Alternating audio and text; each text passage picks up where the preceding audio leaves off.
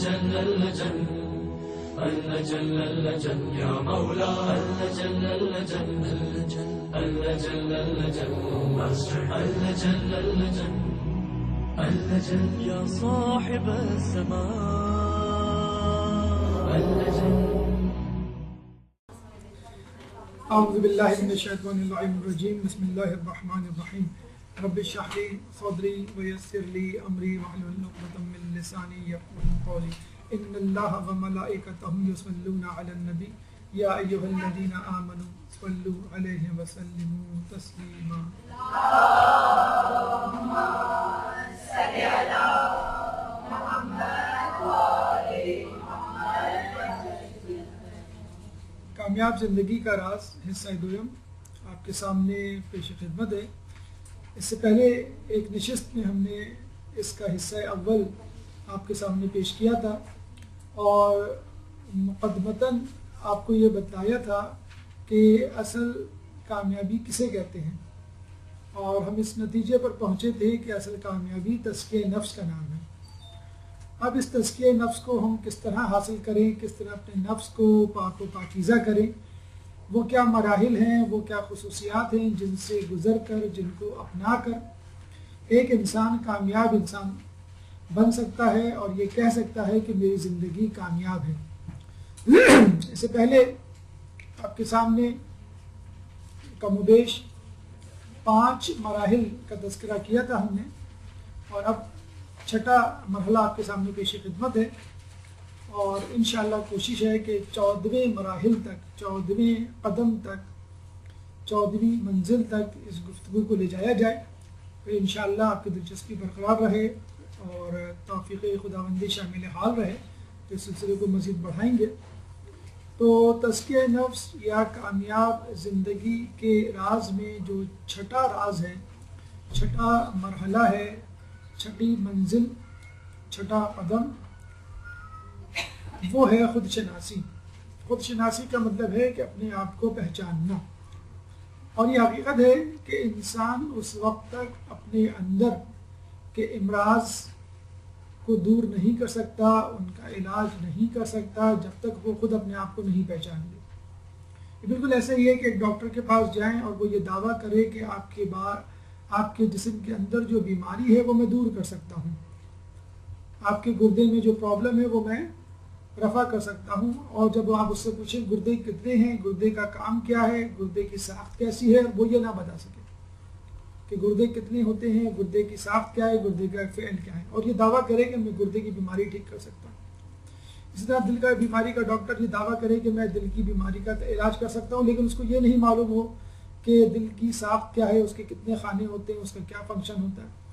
تو بالکل ایسے ہی ہم میں سے بہت سارے لوگ تزکیہ نفس تو کر رہے ہوتے ہیں، لیکن ان کو معلوم نہیں ہوتا کہ خود ہمارا نفس کن اجزاء کا مرکب ہے، ہم خود کیا ہیں، ہمارا رجحان کیا ہے، ہماری طبیعت کیا ہے، ہمارا مزاج کیا ہے، ہماری پسند ناپسند کیا ہے، اور ہم اپنا علاج شروع کر دیتے ہیں. پھر ہوتا وہی ہے کہ نیم حکیم خطرہ جان اور نیم ملا خطرہ ایمان کے مصداق ہم اپنی جان سے اور اپنی ایمان سے ہاتھ دھو بیٹھتے ہیں. تو 6 مرحلے پہ خود شناسی کا مرحلہ ہے. اچھا، یہ ہم بتلاتے چلیں کہ یہ جو مراحل ہیں یہ مختلف علماء نے اپنی کتابوں میں مختلف طریقے سے اور مختلف تعداد میں درج کی ہیں. کسی نے 19 مرحلے بتائیں، کسی نے 14 مرحلے بتائیں، کسی نے 25، کسی نے اس سے زیادہ. اور دیکھا جائے تو اس میں سے ہر مرحلہ بذات خود ایک چیپٹر ہے، ایک کتاب ہے، ایک نشست، ایک درس کا عنوان بن سکتا ہے. خود شناسی جو ہے کئی دروس کا عنوان بن سکتی ہے. لیکن چونکہ ابتدائی طور پر کوشش کی جاتی ہے کہ طلباء کو اختصار کے ساتھ ان مرحلوں کا تذکرہ کر دیا جائے ان کے سامنے کہ جو ان کو آئندہ آنے والی زندگی میں درپیش ہے. اب کس مرحلے میں کتنی دقت پیش آئے گی، کتنی زحمت کا سامنا پیش کرنا پڑے گا آپ کو، اس کا تذکرہ انشاءاللہ گاہی بگاہی آپ کے سامنے کیا جا سکتا ہے، بجائے اس کے کہ ہم ایک مرحلے کو بہت زیادہ تفصیل کے ساتھ آپ کے ساتھ بیان کریں اور آپ گھبرا جائیں. بہتر یہ ہے، اور علماء کا بھی یہی طریقہ کار اور سنت ہے، کہ وہ تمام مرحلوں کو اختصار کے ساتھ بیان کر دیتے ہیں اور اس کے بعد ایک ایک مرحلے کو تفصیل کے ساتھ لے کر چلتے ہیں. جو پرانے طلبہ ہیں ان کو معلوم ہوگا خود شناسی کے حوالے سے کئی دروس اس کے ہمارے پاس موجود ہیں جو پچھلے سال دیے گئے تھے، ہو سکتا ہے ان کو دہرانے کی ضرورت پیش آئے. کیونکہ ہماری گفتگو شروع ہی خود شناسی سے ہوگی انشاءاللہ جب ہم تزکیہ نفس کی بات کریں گے. کیونکہ ہمارا موضوع اخلاقیات کا موضوع ہے اور اس موضوع میں جو اصل مغز ہے، متن ہے، ہدف ہے، وہ ہے تزکیہ نفس، یعنی اپنے نفس کو سدھارنا، اپنے نفس کو برائیوں سے دور کرنا اور اس کے اندر اچھی خصوصیات، اچھی خوبیاں پیدا کرنا. اور اسی کے لیے انسان اس دنیا میں آیا ہے. لیکن اس سے پہلے ضروری ہے کہ انسان یہ سمجھے کہ وہ خود کیا ہے، وہ کن چیزوں کا مرکب ہے اور ان چیزوں میں بے اعتدالی کس طرح پیدا ہوتی ہے. خود کو سمجھنا یا خود شناسی کتنا اہم مسئلہ ہے، مرحلہ ہے، اس کا اندازہ اس بات سے لگا لیجئے کہ بطور انسان ہم اس دنیا میں اپنی توانائیوں، اپنے پیسے اور اپنے وقت کا تصرف ان چیزوں پر، ان جگہوں پر، ان میدانوں میں تو کر رہے ہیں کہ جس سے ہمیں کوئی دنیاوی فائدہ ہو رہا ہے. اور دنیاوی فائدے کا یہاں مطلب ہوتا ہے کہ مادی فائدہ، مگر اس کا آخروی فائدہ کیا ہے، اس کا روحانی فائدہ کیا ہے، اس کا دائمی فائدہ کیا ہے، اس کا عموماً ہمیں تذکرہ نہیں ملتا. مثلا میں مثال دوں گا، جو تو کئی مثالیں دی جاتی ہیں، یہاں پہ انشاءاللہ آپ کو 2 مثالیں دی جائیں گی جس سے آپ کو اندازہ ہوگا کہ ہماری توانائی، ہماری قوت اور ہمارے پیسے کا استعمال اور جگہوں پہ کتنا زیادہ ہو رہا ہے اور خود ہمارے اندر کے نفس میں کتنا کم ہو رہا ہے. اس کی مثال میں اس طرح دے سکتے ہیں، ہم دے سکتے ہیں ہمارے جو اسکول ہیں اس میں higher education, standard education, curriculum, syllabus اور پتہ نہیں کیا کیا باتیں ہوتی ہیں، لیکن ان اسکولوں سے انسان بن کر کوئی نہیں نکلتا. ان اسکولوں سے، ان کالجوں سے، یونیورسٹی سے ڈاکٹر بن کے نکل رہے ہیں، انجینئر بن کے نکل رہے ہیں، آئی ٹی پروفیشنلز بن کے نکل رہے ہیں، سافٹ ویئر انجینئرز بن کے نکل رہے ہیں، لیکن انسان، اللہ کے بندے اور نیک جسے کہتے ہیں کہ لوگ نہیں پیدا ہو رہے. اور ہمارا معاشرہ من حیث المجموعی وہیں پہ کھڑا ہوا ہے جہاں پہ پہلے تھا، بلکہ پہلے سے بدتر صورتحال کا سامنا ہے. پہلے اتنی خطر و غارت نہیں تھی، اب زیادہ ہے. پہلے اتنی لالچ نہیں تھی، اب زیادہ ہے. پہلے مہمان نوازی، خلوص، محبت، بھائی چارگی، تعاون، ہمدردی ہوا کرتا تھا، بہت زیادہ ہوا کرتی تھی یہ چیزیں. اب یہ چیزیں مفقود ہیں اور بہت نادر ہیں. اس وقت آپ لوگوں کی اطلاع کے لیے عرض ہے کہ دنیا کا، بلکہ سائنس کی تاریخ کا سب سے بڑا تجربہ ہو رہا ہے. سائنس کی تاریخ کا، دنیا کی تاریخ کا سب سے بڑا سائنسی تجربہ ہو رہا ہے. اور یہ کہاں ہو رہا ہے؟ سوئٹزرلینڈ اور فرانس کے بارڈر پہ، کہ جہاں پر دنیا کی سب سے بڑی مشین نصب کی گئی ہے. اس مشین کا کیا نام ہے؟ لارج ہیڈرن کولائیڈر، LHC اختصار کے ساتھ جس کو کہتے ہیں. یہ مشین کتنی بڑی ہے؟ اگر دنیا کی سب سے بڑی مشین ہے تو یقیناً بڑا ہوشربا اور حیرت میں ڈالنے والا اس کا طول ہوگا. 27 کلومیٹرز لمبی مشین ہے. 27 کلومیٹر کا مطلب ہے آپ ایئرپورٹ سے چلیں تو کلفٹن پہنچ جائیں. اتنی بڑی مشین ہے. اور یہ مشین ٹنل کی صورت میں ہے، ایک دائرے کی صورت میں ہے کہ جیسے کہ آپ کو نظر آ رہا ہوگا. اور یہ ٹنل ایسی ہے کہ جس میں کافی لوگ اس ٹنل میں کھڑے ہو کے کام کر سکے. کئی سٹوری، ملٹیپل سٹوری بلڈنگ کے برابر ہے اس کی ہائٹ اور وڈتھ.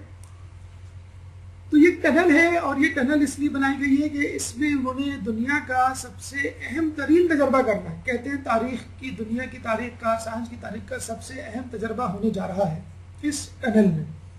وہ تجربہ کیا ہے؟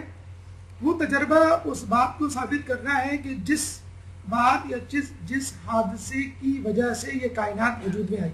آپ نے شاید سنا ہوگا big bang theory. Big bang theory کے مطابق 2 پارٹیکلز آپس میں ٹکرائے، ایک دھماکہ ہوا اور اس سے جو ہے یہ کائنات بنی. یعنی مجھے کہتے ہیں کہ اس دل کے ٹکڑے 1000 ہوئے، کوئی یہاں گرا، کوئی وہاں گرا. جو 2 ٹکڑے، 2 پارٹیکلز ٹکرائے، ان سے جو ملبہ گرا، اس ملبے سے یہ کائنات بنی.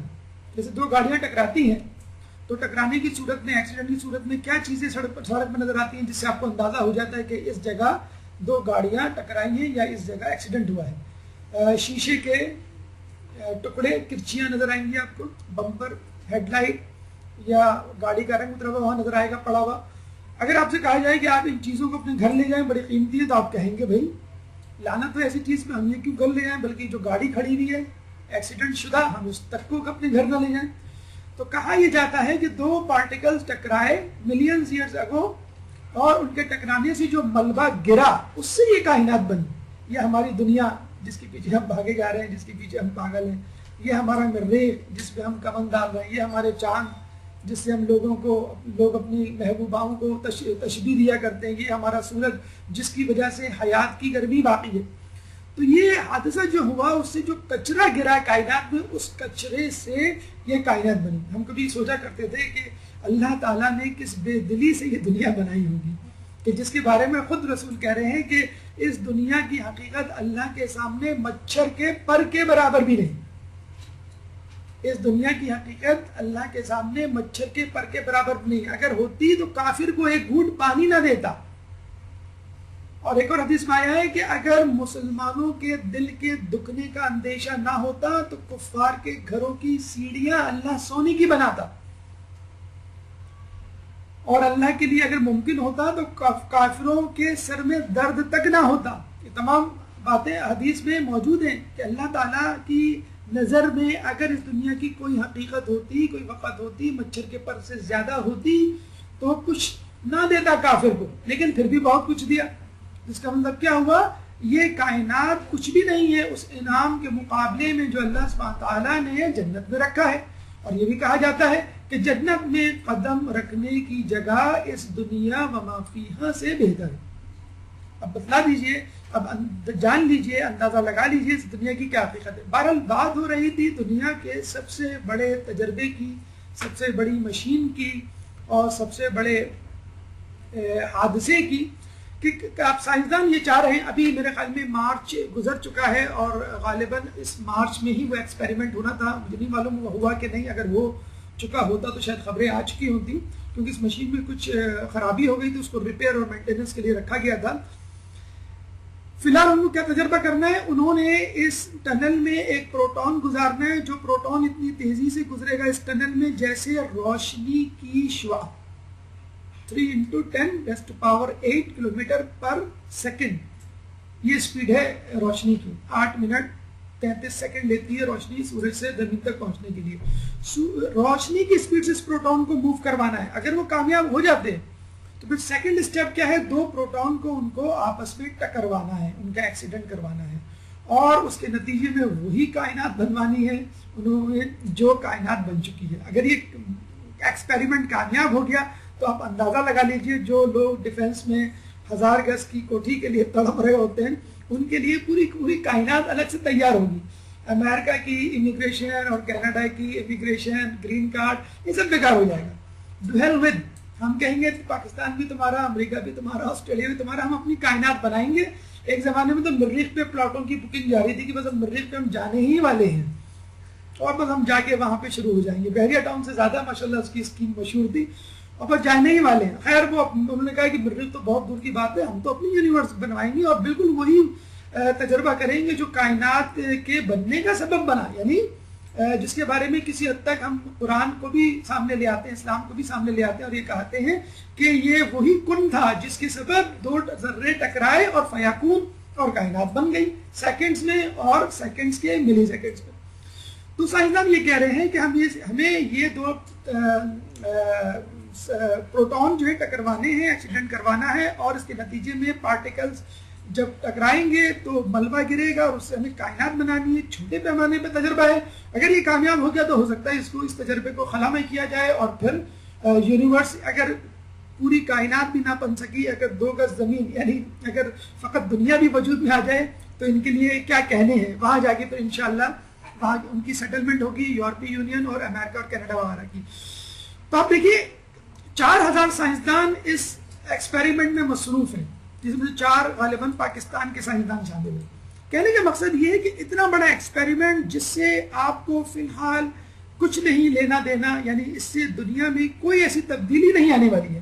اس سے پہلے بھی بہت سارے ہم یہ نہیں کہہ رہے کہ سائنس اپنی ترقی کو, اپنی ایجادات کو, اپنی دریافتوں کو روک دے, کرے, ضرور کرے, لیکن پرائرٹی بیسس پہ اس بات پہ ہمیں توجہ دینی چاہیے کیا چیز امپورٹنٹ ہے, کیا چیز ان امپورٹنٹ ہے. اب تک جو ہم نے ایجادات کی, مثلا ہم کمپیوٹر کو لے لیتے ہیں, ہم انٹرنیٹ کو لے لیتے ہیں, ہم جو ہے موبائلز کو لے لیتے ہیں, ان تمام چیزوں سے مجھے یہ بتلائیے کہ کیا دنیا جنت نظیر جگہ بن گئی؟ اب انسان آج کل کا انسان مرنے کی زیادہ تمنا کرتا ہے، بات بات بھی یہ کہتا ہے کہ کاش میں پیدا ہی نہیں ہوا ہوتا، بات بات وہ کہتا ہے کہ کاش میں 100 سال پہلے پیدا ہوا ہوتا، بڑے بوڑھے کہتے ہیں کہ کاش ہمارا زمانہ دوبارہ آ جائے. کیوں؟ اتنی تمام تر ایجادات سہولیات کے باوجود بھی ہم یہ کہتے ہیں کہ ہم جو ہے پہلے زمانے میں واپس چلے جائیں. اس کا مطلب ہے کہ سائنس کی ترقی نے انسان کو وہ کچھ نہیں دیا جو کہ دینا چاہیے تھا. اگر اتنی انرجی انسان اپنے آپ کو دریافت کرنے میں لگا دے تو انسان کیا کچھ بن جائے. بس انسان کی یہی ایک سب سے بڑی غلطی ہے کہ اس نے چاند پہ کمن ڈالی، مریخ پہ کمن ڈالی اور ادھر ادھر جھانکا تاکی کر رہا ہے لیکن اپنے نفس کے اندر نہیں جھانک رہا. ایک اور خبر سنتے چلیے کہ اس وقت one way ticket to the moon one way ticket to the Mars کی بات ہو رہی ہے اور یہ کہا جا رہا ہے کہ سائنسدان 24 لوگوں کا قافلہ کارواں لے کے جا رہے ہیں مریخ پر، اور ان 24 لوگوں کو جو ابھی سلیکٹ ہوں گے، تقریباً 2 لاکھ لوگوں نے اپلیکیشن دی تھی مارس پہ جانے کے لیے. 2 لاکھ میں سے 100 لوگوں کو سلیکٹ کیا گیا، جس میں ایک ماشاءاللہ ہمارے پاکستانی کینیڈین بھی شامل ہیں. ریگنالڈ فولس ان کا نام ہے، پاکستان کی پی ایف جو آپ کی وہ ہے آرمی، اس میں شامل تھے. اس وقت کینیڈا میں ہیں اور 100 میں شامل ہو چکے ہیں. دیکھیں اگر وہ 24 میں شامل ہو جائیں تو پاکستان پہلے پاکستانی ہوں گے جو مریخ پہ قدم رکھیں گے.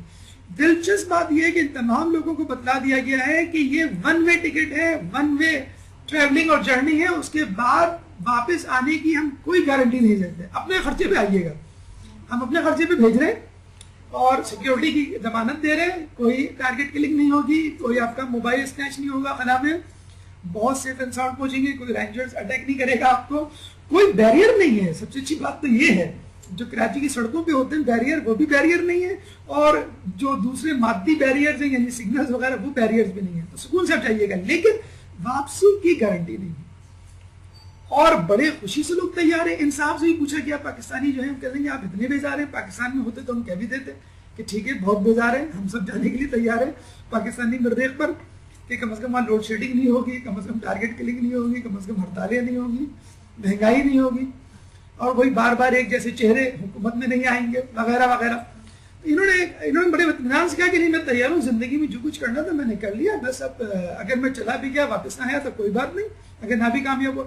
آپ دیکھ لیجیے کہ 2 لاکھ انسان تیار ہیں مریخ میں جانے کے لیے اور ون وے ٹکٹ کے لیے کہ ٹھیک ہے ہمیں واپس نہیں آنا، اپنی جان جوکھوں میں ڈالنے کے لیے تیار ہیں.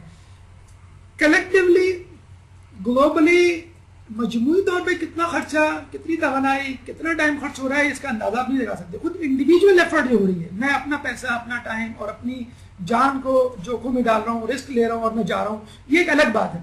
ہمارا سوال صرف آج کل کی سائنسدانوں سے اور اپنے لوگوں سے، آس پاس کے لوگوں سے یہ کہ کیا ہم نے اتنا رسک اپنی نفس کی ترقی، اپنے نفس کی ارتقاء، اپنے آپ کو اچھا انسان بنانے کے لیے کیا؟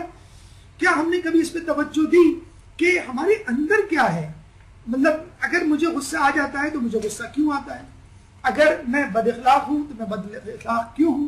اگر میں حسد کا شکار ہوں تو میں حسد کا شکار کیوں ہوں؟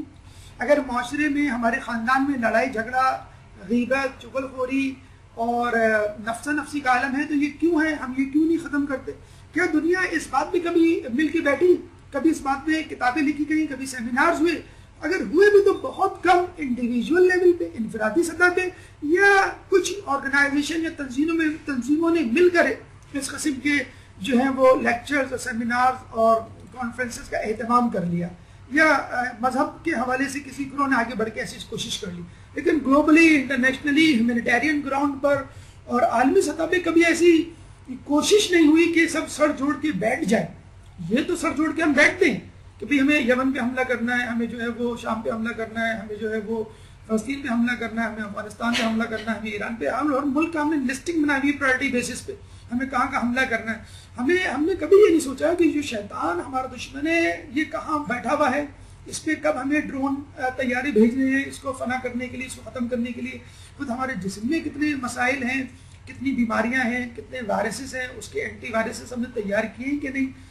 ہمارا جو دل ہے یا ہماری نیکیاں جو ہیک ہو جاتی ہیں، ہم اتنی جمع کرتے ہیں اور پتہ چلتا ہے کہ کچھ بھی نہیں ہوتا ہمارے اکاؤنٹ میں، تو اس کے لیے عموماً کوشش نہیں ہوتی نظر آتی. تو ہماری تمام کوششیں چاہے فلسفے کے میدان میں ہو، سائنس کے میدان میں ہو، حتیٰ کہ کہنا پڑتا ہے بڑے افسوس کے ساتھ خود مذہبی میدانوں میں بھی اب ایسے لوگ بلیک شیپس آ گئے ہیں کہ جو اپنے مفاد کے لیے، اپنی مادی ضروریات کے لیے اس کو استعمال کر رہے ہیں، اور انسان وہیں کا وہیں کھڑا. یعنی انسان کی ترقی بحیثیت انسان، یعنی انسان تو ترقی کر رہا ہے لیکن انسانیت وہیں کی وہیں کھڑی ہے. وہی قتل و غارت، وہی نفس نفسی، وہی حسد، کینہ، بغض، عداوت، تمام چیزیں ابھی وہی ہیں. امام فرماتے ہیں کہ سب سے بہترین معرفت یہ ہے کہ انسان اپنے نفس کو پہچان لے. تو بہترین معرفت یہ نہیں ہے کہ آپ سائنس کو جان لیں، آپ فلسفے کو پڑھ لیں، آپ دنیا کے صحراؤں، پہاڑوں اور فضاؤں اور سمندروں کی تہہ میں موتی جو چھپے ہوئے ہیں، سونے کے ذخائر ہیں، ان کو حاصل کر لیں، یا مریخ اور چاند پر کمن ڈال لیں، یا سیٹلائٹ کے ذریعے پوری دنیا کی سرویلنس کر لیں، مشاہدہ کر لیں، انڈر آبزرویشن لے لیں ہر کسی کو. اصل معرفت کیا ہے؟ انسان اپنے نفس کو پہچان لے، اپنے نفس کے اوپر ایک سیٹلائٹ لگائے، اپنے نفس کے اوپر آبزرویٹری لگائے اور ایسی دوربین یا خوردبین استعمال کرے جس سے وہ پہچان لے کہ میرے نفس میں کیا ہے، کہ اجزاء کا مرکب ہے، کیا کیا بیماریاں ہیں میرے نفس کے اندر. من عرف نفسہ فقد عرف ربہ، بہت خوبصورت، بہت معروف، بہت مشہور حدیث کہ جس نے اپنے آپ کو پہچان لیا اس نے اپنے رب کو پہچان لیا. بہت آسان سی مثال سے اس کو ثابت کیا جا سکتا ہے. آپ کو کہا جائے کہ بھائی غالب جو ہے بہت بڑے شاعر ہیں، کیسے؟ آپ فوراً ایک شعر سناتے ہیں ان کا، ہاں بھائی اندازہ ہو گیا آپ نے جو شعر سنا. علامہ اقبال بہت بڑے شاعر ہیں، شاعر مشرق ہیں، حکیم الامت ہیں، کیسے؟ آپ نے ان کا ایک شعر سنایا اور آپ نے کہا بالکل ٹھیک کہا آپ نے. ایڈیسن بہت بڑا سائنسدان ہے، کیوں؟ بھائی اس نے ایسی ایجادات کی ہیں کہ دل جو ہے وہ محبوط رہ جاتا ہے، مبہوت رہ جاتا ہے، اور انسان جو ہے وہ اس سے فائدہ اٹھا رہا ہے. مثلاً یہ جو اوپر چھت پہ بلب لگا ہوا ہے یہ اس کی ایجاد ہے. تو جب ہم خدا کے بارے میں بات کرتے ہیں تو ہم کہتے ہیں کہ خالق کائنات ایسا ہے، ویسا ہے، یہ صفات ہے، وہ صفات ہے. تو ہم کہتے ہیں بھائی اس میں کوئی شاہکار تو بتلاؤ ہمیں جس سے ہمیں اندازہ ہو جائے کہ وہ یکتا ہے، بے مثال ہے، تو اس جیسی کوئی چیز نہیں.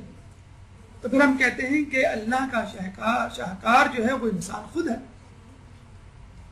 جیسے غالب کو ان کے اشعار سے، سائنسدان کو، ایڈیسن کو اس کے بلب سے ہم پہچان لیتے ہیں. خدا کو اس کی بہترین ایجاد، خدا کی بہترین ایجاد کیا ہے؟ خدا کی بہترین مخلوق کیا ہے؟ اشرف المخلوقات میں سے کون ہے؟ اشرف المخلوق وہ ہے انسان. تو ہم انسان اپنے آپ کو دیکھ کر اپنے خدا کو پہچان لیتا ہے. آپ آفاق کو بھی دیکھ کے بھی پہچان، سنورہم آیاتنا فی الآفاق وفی انفسہم، ان قریب ہم تمہیں دکھا دیں گے اپنی نشانیاں تمہارے اپنے نفس میں اور آفاق میں. تم آفاق کو بھی گھوم لو، ڈھونڈ لو، اور اس میں سے بھی خدا کو تلاش کر لو، کوئی بات نہیں، بہت اچھی بات ہے، اس سے بھی تمہیں خدا مل جائے گا. آسمانوں کو دیکھ لو، پہاڑوں کو دیکھ لو، سورج چاند ستاروں کو دیکھ لو، اور جا کے دیکھ لو، قدم رکھ کے دیکھ لو، چھو کے دیکھ لو، تمہیں خدا مل جائے گا. لیکن جب ایک چیز تمہارے پاس خود تمہارے اندر موجود ہے، یعنی تمہارا نفس، تو پھر تم اس پہ کیوں نہیں توجہ دیتے؟ اور بہترین ایجاد ہے اللہ کی، بہترین تعلیف، بہترین خلقت اللہ کی انسان ہے. تو آپ جب اپنے آپ کو دیکھ لیں گے تو انشاءاللہ خدا کو پہچان لیں گے، اور اس کا فائدہ بھی ہے. ہر انسان کو یہ فکر ہوتی ہے کہ میں کون ہوں، میں کیا ہوں، میرے اندر کیا چیزیں ہیں، میری طبیعت، میرا مزاج.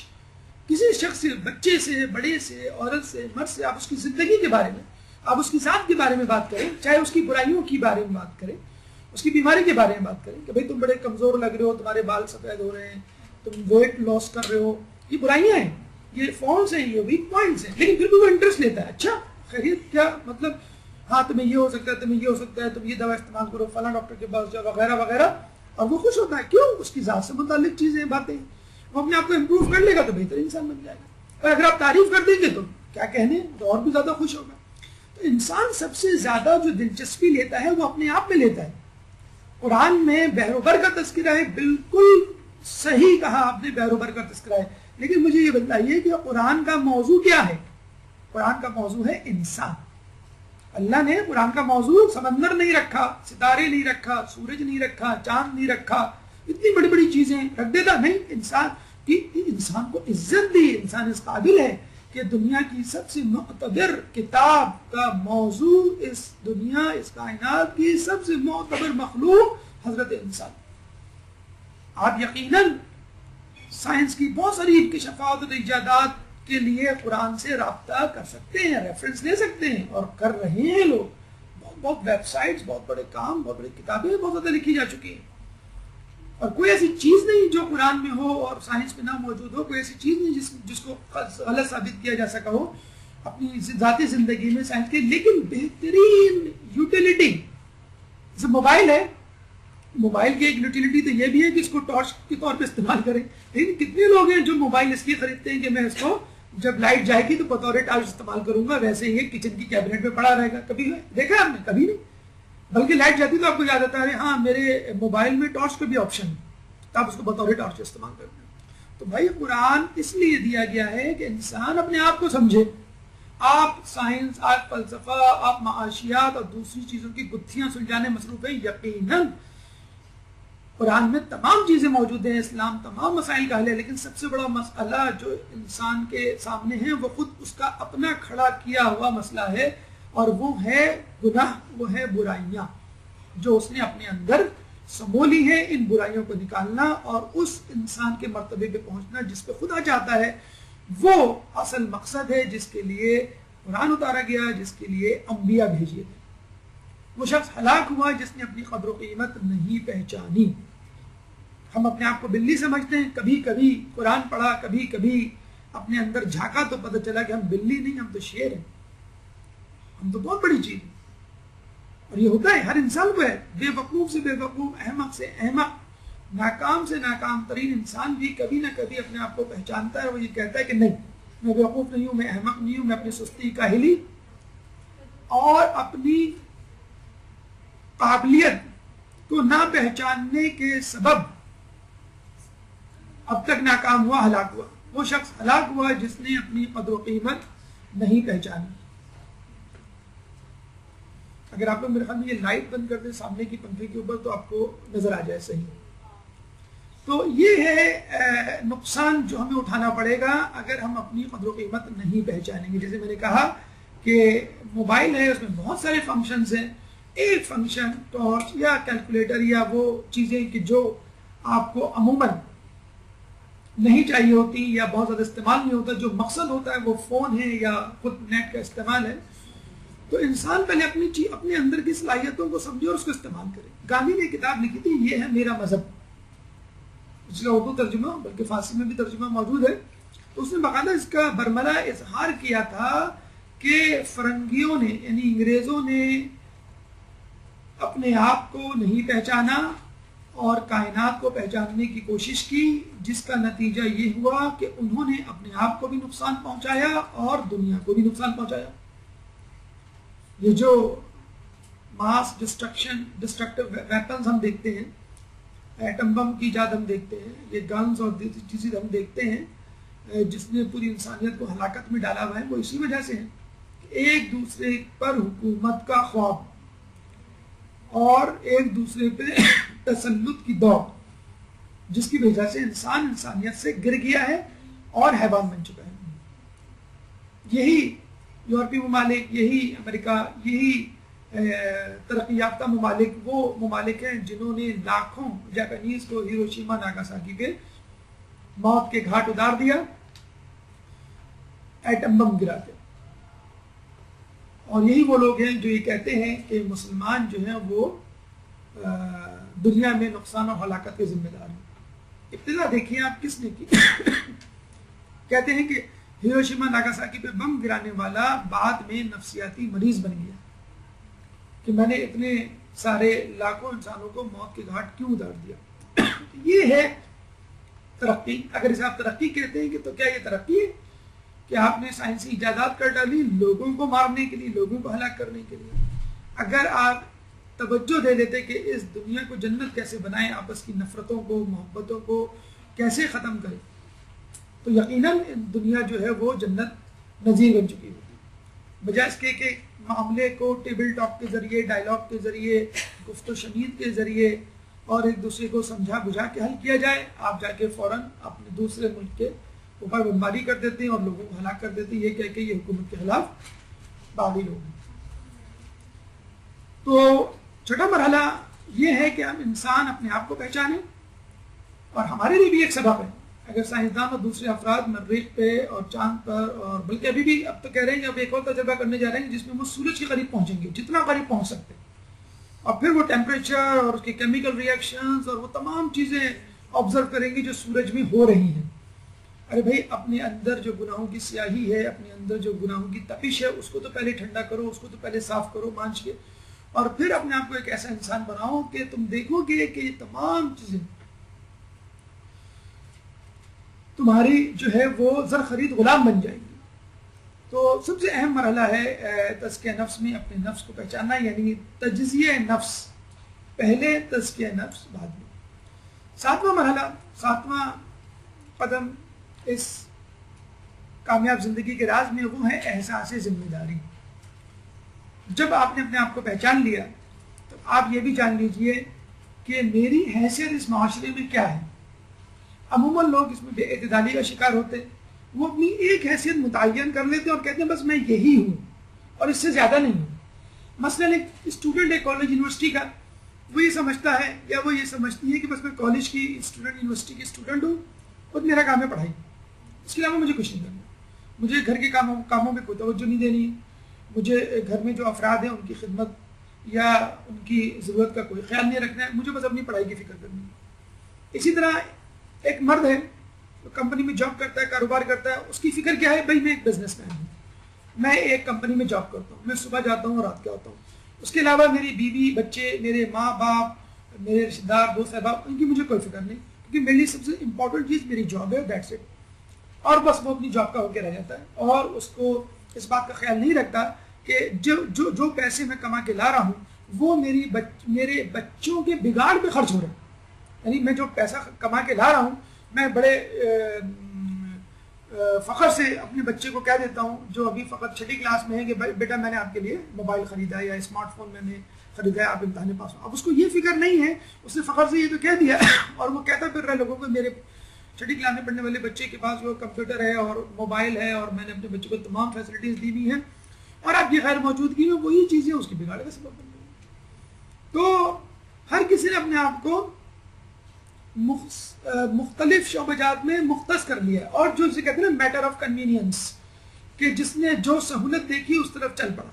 اس طرح ہم دینی طالب علموں کو دیکھتے ہیں تو وہ مدرسے کی طرف آتے ہیں تو بس آتے ہی چلے جاتے ہیں، جانا بھول ہی جاتے ہیں کہ بھائی ہمارا گھر بھی ہے، ہمیں گھر جا کے چائے بھی بنانی ہے، ہمیں گھر میں کھانا بھی پکانا ہے، ہمیں بیوی اپنے شوہر اور بچوں کی جو ہے مزاج پرسی اور ان کی خدمت بھی کرنی ہے، گھر میں اور لوگ بھی ہیں، ان کے کاموں کو اور ان کی ضروریات کو اگنور نہیں کرنا ہے، اوور لک نہیں کرنا ہے، اس کو بھی توجہ دینی ہے۔ یہاں پہ آگے انسان سے غلطی ہو جاتی ہے۔ تو سب سے پہلے آپ اپنے آپ کو پہچاننے کے بعد یہ کام کریں کہ یہ تعین کریں کہ آپ کیا ہیں، کیا ہیں، آپ کون ہیں، اس کا جواب خود شناسی دے گی۔ آپ کیا ہیں، اس کا جواب احساس ذمہ داری دے گی۔ آپ کیا ہیں، یعنی آپ اسٹوڈنٹ ہیں اس مدرسے کی، آپ پہ ذمہ داری ہے کہ جو دروس یہاں پہ ہوتے ہیں ان کو سمجھیں، ان کو یاد کریں اور ٹیسٹ کی امتحان کی تیاری کریں، اور جو کچھ پڑھایا جاتا ہے اس پہ عمل کریں۔ پھر آپ اپنے گھر میں بیٹی بھی ہیں، ماں بھی ہیں، بیوی بھی ہیں۔ بیٹی ہونے کی حیثیت سے ماں باپ کے کیا حقوق ہے، بیوی ہونے کی حیثیت سے شوہر کے کیا حقوق ہے، بیٹی ہونے کی حیثیت سے والدین کے اوپر کیا حقوق ہے۔ تو یہ تمام حقوق آپ کو ذہن میں رکھنے۔ پھر اس کے ساتھ ساتھ آپ ایک معاشرے کی فرد بھی ہیں، اپنے خاندان کی بھی فرد ہے، ان کی کیا ضروریات ہے۔ اور یقین کیجئے ہمیشہ جن لوگوں نے ان تمام چیزوں کا خیال رکھا وہ اس دنیا میں کامیاب ہوئے۔ جو فقط ایک چیز کو، ایک شعبے کو لے کے بیٹھ گئے، جب کہا گیا ولیم ہارٹ سے کہ آپ نے جو 100 کامیاب ترین انسانوں کی فہرست میں رسول اللہ کا نام ٹاپ آف دا لسٹ رکھا ہے، اس کی کیا وجہ ہے؟ تو یہی جواب دیا کہ یہ واحد شخصیت ہے پوری دنیا کی جنہوں نے دین اور دنیا دونوں شعبوں میں کامیابی حاصل کی۔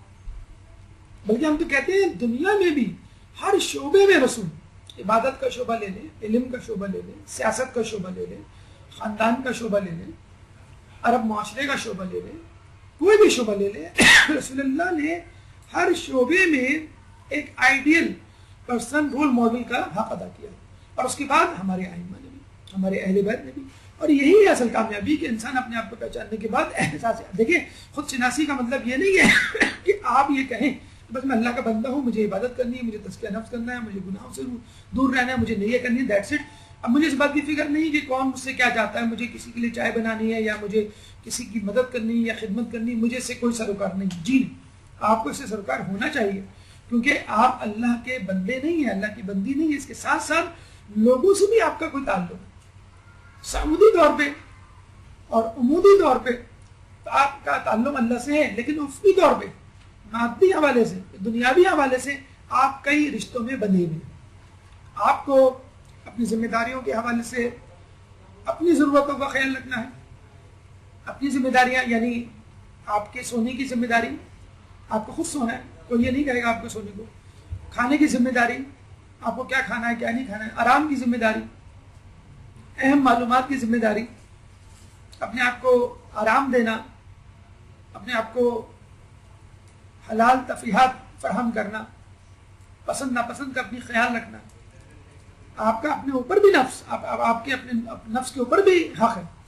پھر دوسروں کی ذمہ داری یعنی آپ کے گھر کے افراد، آپ کے مدرسے کے افراد، آپ کے معاشرے کے افراد سے کیا تعلق بنتا ہے اور اس تعلق کی شدت کیا ہے.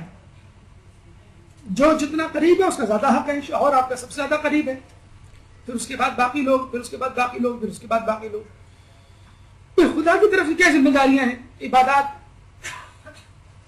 نماز ایک واجب ہے، روزہ ایک رمضان کا، دیگر روزے واجب ہیں، پھر حج اور دیگر عبادات ہیں. تو آپ کو عبادات یعنی اللہ سے کیا تعلق اور اس کے ضمن میں جو چیزیں آتی ہیں ان کا خیال رکھنا، ان ذمہ داریوں کا. لوگوں کے حوالے سے کیا ذمہ داریاں، خود اپنے اوپر کیا حوالے. بعض اوقات آپ اپنے آپ کو بھول جاتے ہیں، تو اس چکر میں کیا ہوتا ہے کہ آپ بیمار پڑ جاتے ہیں. صبح شام محنت و مشقت کر کے دوسروں کی خدمت اتنی کرتے ہیں کہ آپ اپنے آپ کو بھول جاتے ہیں. اس چکر میں جب آپ خود بیمار پڑ گئے تو پھر فائدہ کیا؟ نہ اللہ کی ذمہ داریاں پوری ہوں گی، نہ لوگوں کی ذمہ داری پوری ہوگی. تو ان تینوں ذمہ داریوں کو ادا کرنے کا نام ہے احساس ذمہ داری.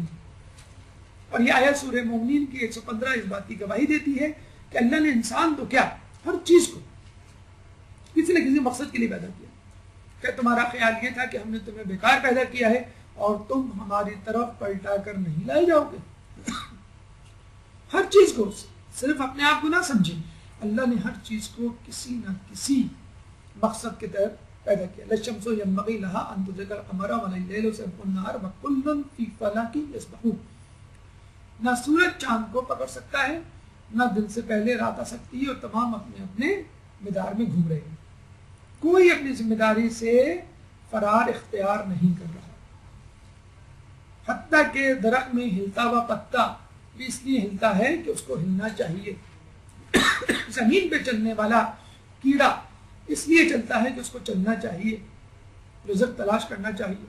ایک دفعہ موسیٰ علیہ السلام نے گڑھا کھودا، ایک پتھر نظر آیا، پتے پر کدال پڑی تو وہ پتھر ٹوٹا، اس میں کیڑا نظر آیا.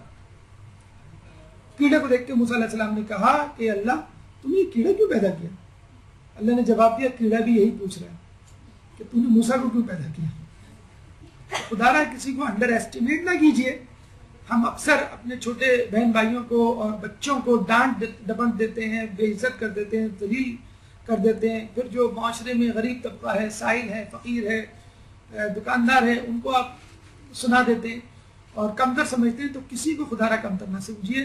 ہر ایک کی اپنی اپنی ذمہ داری ہے اور ہر ایک اپنی اپنی ذمہ داری کو نبھا رہا ہے.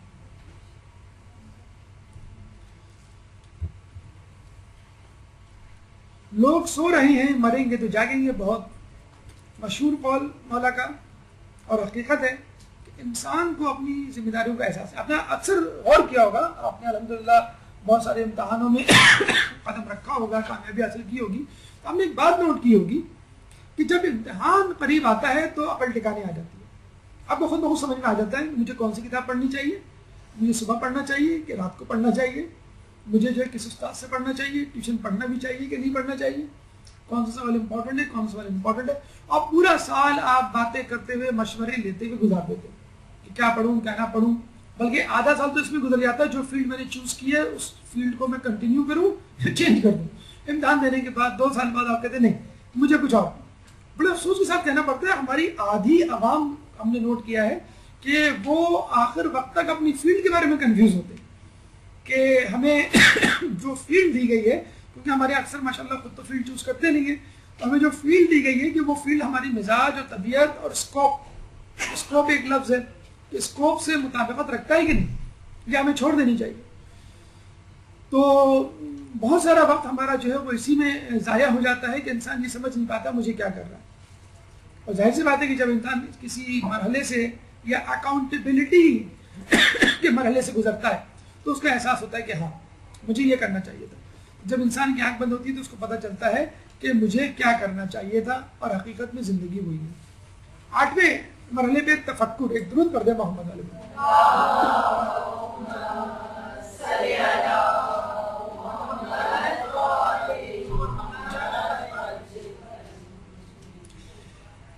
آج کل کی مصروف دنیا میں اکثر لوگوں کے پاس یہ جواز ہوتا ہے کہ بھئی ہمیں گھر کا کام بہت کرنا ہوتا ہے، ہمیں اسکول کا ہوم ورک بہت ملتا ہے، ہمیں دفتر کی مصروفیات بہت زیادہ ہیں، چنانچہ ہم دین کو بہت زیادہ ٹائم نہیں دے سکتے، ہم جو ہے عبادت کو بہت زیادہ ٹائم نہیں دے سکتے.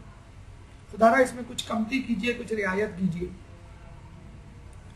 تو کہتے ہیں کہ رسول اللہ پہ 50 وقت کی نمازیں فرض ہوئی تھی، جس کو کم کروا کے 5 کروایا گیا تھا. اور رسول اللہ جب بھی جاتے تو 45 پھر 40 پھر 35 پھر 30. جب 5 میں بات آ کے رکی تو موسیٰ علیہ السلام نے کہا کہ اے رسول تمہاری امت یہ نماز بھی نہیں پڑھ سکے گی. تو لوگ آج یہی کہتے ہیں کہ رسول ایک چکر اور لگا لیتے. تو لوگوں کے پاس یہ 5 نمازوں کا بھی ٹائم نہیں ہے، پھر نوافل کا بھی ٹائم نہیں ہے، پھر جو اذکار پڑھے جاتے ہیں جس طرح پڑھے جاتے ہیں جس کے لیے قرآن میں موجود ہے فَوَيْلٌ لِّلْمُصَلِّينَ الَّذِينَ هُمْ عَنْ صَلَاتِهِمْ، کہ وائل ہو ان لوگوں کے لیے کہ جو نماز میں الکساتے ہوئے آتے ہیں، یعنی سستی کاہلی سے نماز پڑھتے ہیں.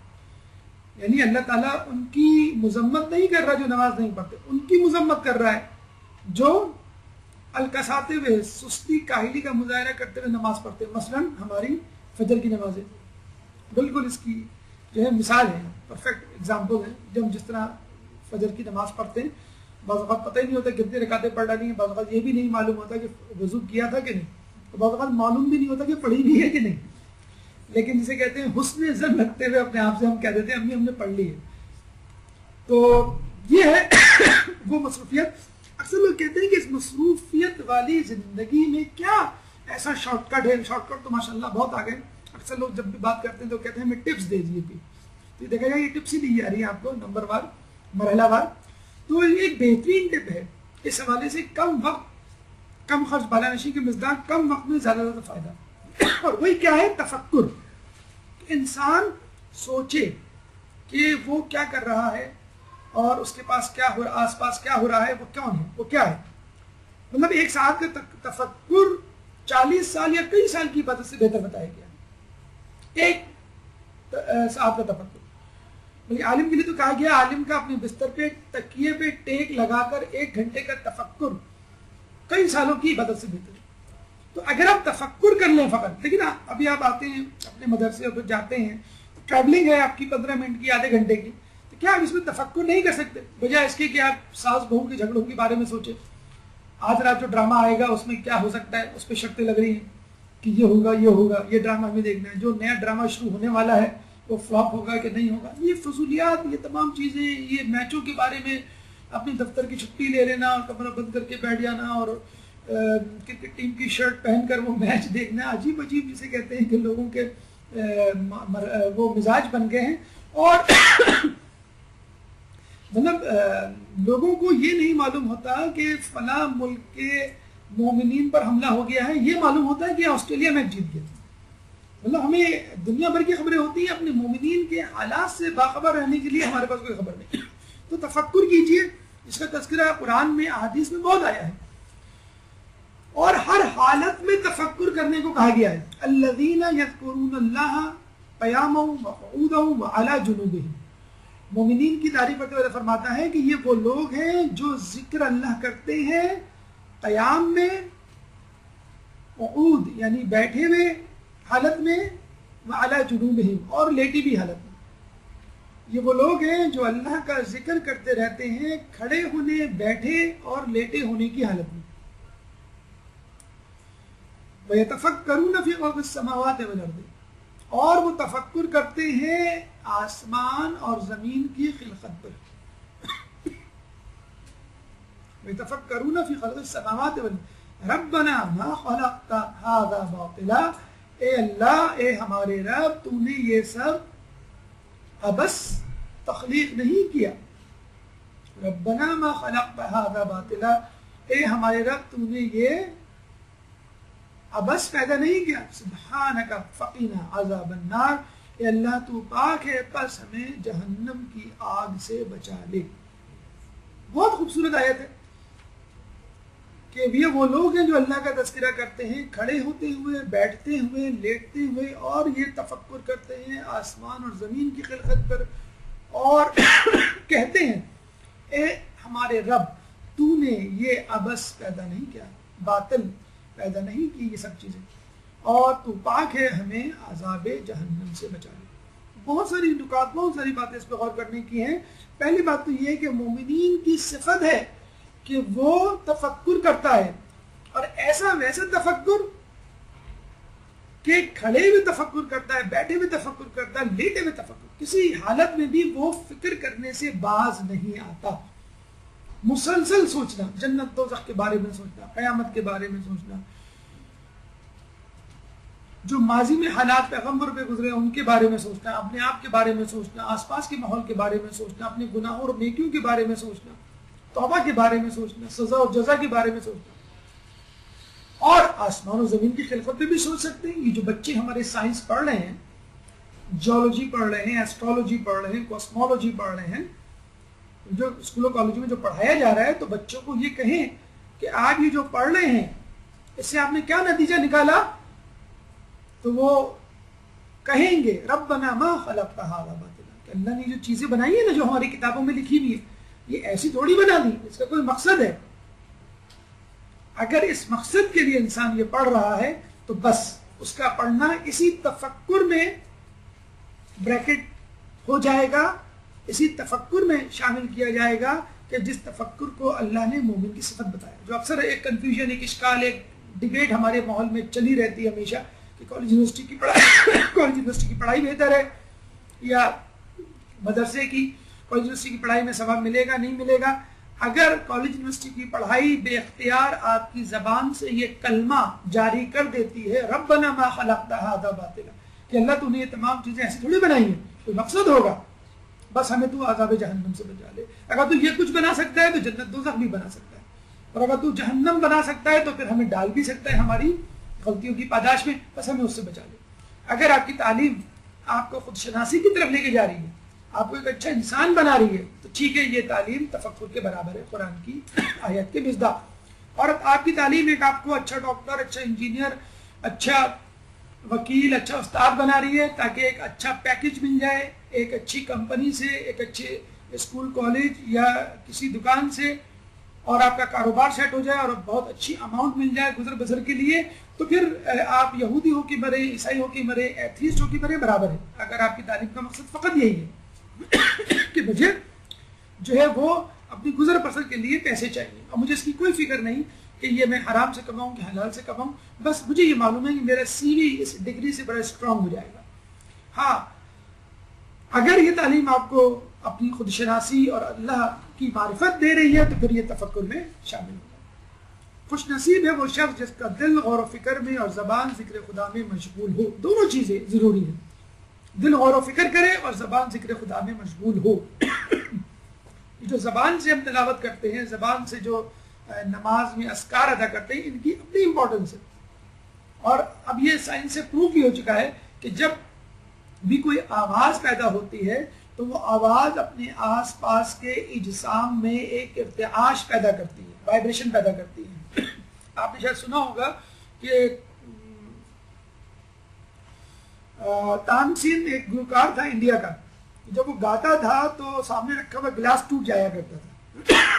اس کی وجہ یہی ہے کہ جب کوئی شخص بولتا ہے، گاتا ہے یا کچھ بھی آواز نکالتا ہے تو صرف وائبریشن پیدا ہوتی ہے. اگر وائبریشن سامنے رکھی ہوئی چیز کی وائبریشن سے میچ کر جائے، اس کے ایمپلیٹیوڈ سے، تو ایک وقت آتا ہے کہ دونوں کا ایمپلیٹیوڈ، دونوں کی وائبریشن میچ کرتی ہے، اور آپ کی وائبریشن ایمپلیٹیوڈ جب بڑھتا ہے اس کی فریکوینسی، تو دوسری چیز ٹوٹ جاتی ہے, اس کی لمٹ ختم ہو جاتی ہے. اب آپ سنیے اس کو ذکر و اذکار میں کیسے اپلائی کریں. جب آپ کی زبان ہلتی ہے تو ایک وائبریشن پیدا ہوتی ہے, ساؤنڈ پیدا ہوتی ہے, ساؤنڈ ویوز وائبریشن پیدا کرتی ہیں آپ کے جبڑے میں, آپ کے چہرے میں, آپ کی ہڈیوں میں, آپ کے عضلات میں اور آپ کی باڈی میں. اور جب یہ وائبریشن آپ کی باڈی میں پیدا ہوتی ہے اور مکمل طور پہ میچ کرتی ہیں آپ کی باڈی کی وائبریشن سے, تو پھر آپ کی باڈی خود بخود تیار ہو جاتی ہے خدا کی اطاعت اور خدا کی عبادت کے لیے. یہ ہے مطلب ایک فزیکل یا سائنٹیفک لاجک کہ جب ہم ذکر اذکار کرتے ہیں تو اس کا ہماری زندگی پہ کیوں اثر پڑتا ہے. فقط دل کا ذکر, دل کا غور و فکر کافی نہیں ہے, زبان سے ذکر ادا کرنا بھی ضروری ہے.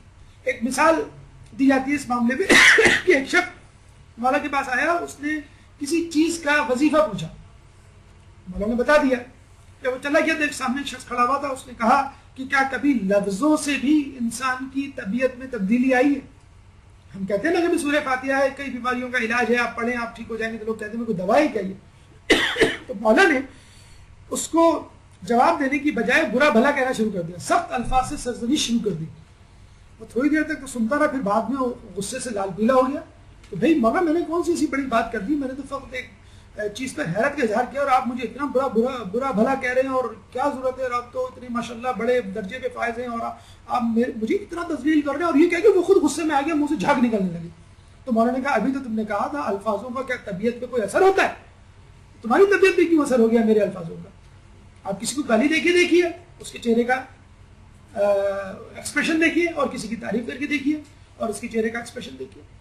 تو یہ وہ وائبریشن ہے, یہ وہ فریکوینسی ہے, یہ وہ ایپلیٹیوڈ ہے جو ذکر سے آپ کی زبان کی وجہ سے ادا ہوتا ہے, ماحول میں ارتعاش پیدا ہوتا ہے اور آپ کا پورا بدن وائبریٹ ہوتا ہے اور آپ کا بدن پھر اطاعت خداوندی عبادت الہی میں مصروف ہو جاتا ہے. عبادت یہ نہیں کہ انسان کثرت سے نماز پڑھے یا روزے رکھے, بلکہ عبادت تو خداوند عز و جل کے امر میں غور و فکر کرنا ہے. اور یہ بھی کہا گیا ہے کہ کسی کو اس کی نماز روزے سے نہ پہچانو بلکہ معاملات سے پہچانو, کیونکہ نماز روزہ تو عادت بن چکی ہوتی ہے. انسان کو اتنی عادت ہوتی ہے نماز روزے کی کہ اس کو فکر ہی نہیں ہوتی کہ میرے آس پاس کیا ہو رہا ہے, بس وہ ایک سسٹمیٹک مشین کی طرح وہ چل رہا ہوتا ہے. تو اصل چیز ہے انسان غور و فکر کرتے ہوئے, تفکر کرتے ہوئے اور خشوع و خضوع کے ساتھ اپنی عبادت کو انجام لائے. بلکہ عبادت نہ بھی کر رہا ہو, فقط غور و فکر کر رہا ہو اللہ کی آیات پر, تو یہ خود عبادت سے افضل ہے, کوالٹی وائز اور کوانٹٹی وائز. یہ روح ہے, اگر وہ عبادت میں شامل ہو جائے, عبادت کے دوران اگر وہ شامل ہو جائے تو یہ روح اس عبادت کی روح, اس عبادت کا مغز بن جاتی ہے. اور عبادت کے بغیر ہو تو بھی غور و تفکر, لیکن کون سا غور و تفکر؟ جیسے ہم نے بتلایا, غور و تفکر تو انسان بھی کر رہے ہیں بگ بینگ تھیوری کو ثابت کرنے کے لیے. LHC انہوں نے بنائی ہوئی ہے, مریخ پہ جانے کے لیے وہ مشن ترتیب دے رہے ہیں اور دیگر ایجادات دریافت کر رہے ہیں. لیکن کیا یہ تمام ایفرٹ ان کو خدا کی طرف, اس کی معرفت کی طرف بلا رہی ہے؟ اگر بلا رہی ہیں تو یہ تمام ثواب میں اور غور و فکر میں شامل ہے. نیوٹن نے کیا کیا تھا؟ غور و فکر کیا تھا. اگر ہم اس طرح باغ میں بیٹھے ہوئے ہوتے اور ہمارے سامنے سیب گرتا تو ہم کیا کرتے؟ کھا لیتے, فوراً دھوئے بغیر کھا لیتے, اس سے پہلے کہ ہم دھونے جائیں اور باغ کا مالک ہمیں دیکھے ہم اس کو کھا لیتے. اس کے تفکر کی وجہ سے کشش ثقل کا اتنا بڑا نظریہ وجود میں آیا کہ پوری سائنس تبدیل ہو گئی کہ دنیا میں ہر مادہ دوسرے مادے کو کھینچ رہا ہے, دیٹ از گریویٹیشنل فورس. اب پوری فزکس کا چہرہ جب تبدیل ہو گیا, جب مومن تفکر کرتا ہے تو وہ حب الہی, کشش الہی کی طرف رجوع کرتا ہے. بس یوں سمجھ لیجیے کہ جس طرح مادے پہ تفکر کر کے مادے کے درمیان ایک کشش کی دریافت ہوتی ہے, انسان جب خدا پہ تفکر کرے گا تو خدا اور انسان کے درمیان ایک کشش وہ محسوس کرے گا, اور اس کشش, اس حب, اس محبت کے نتیجے میں اس مادے سے نفرت کرے گا, اس عارضی دنیا سے وہ نفرت کرنے لگے گا.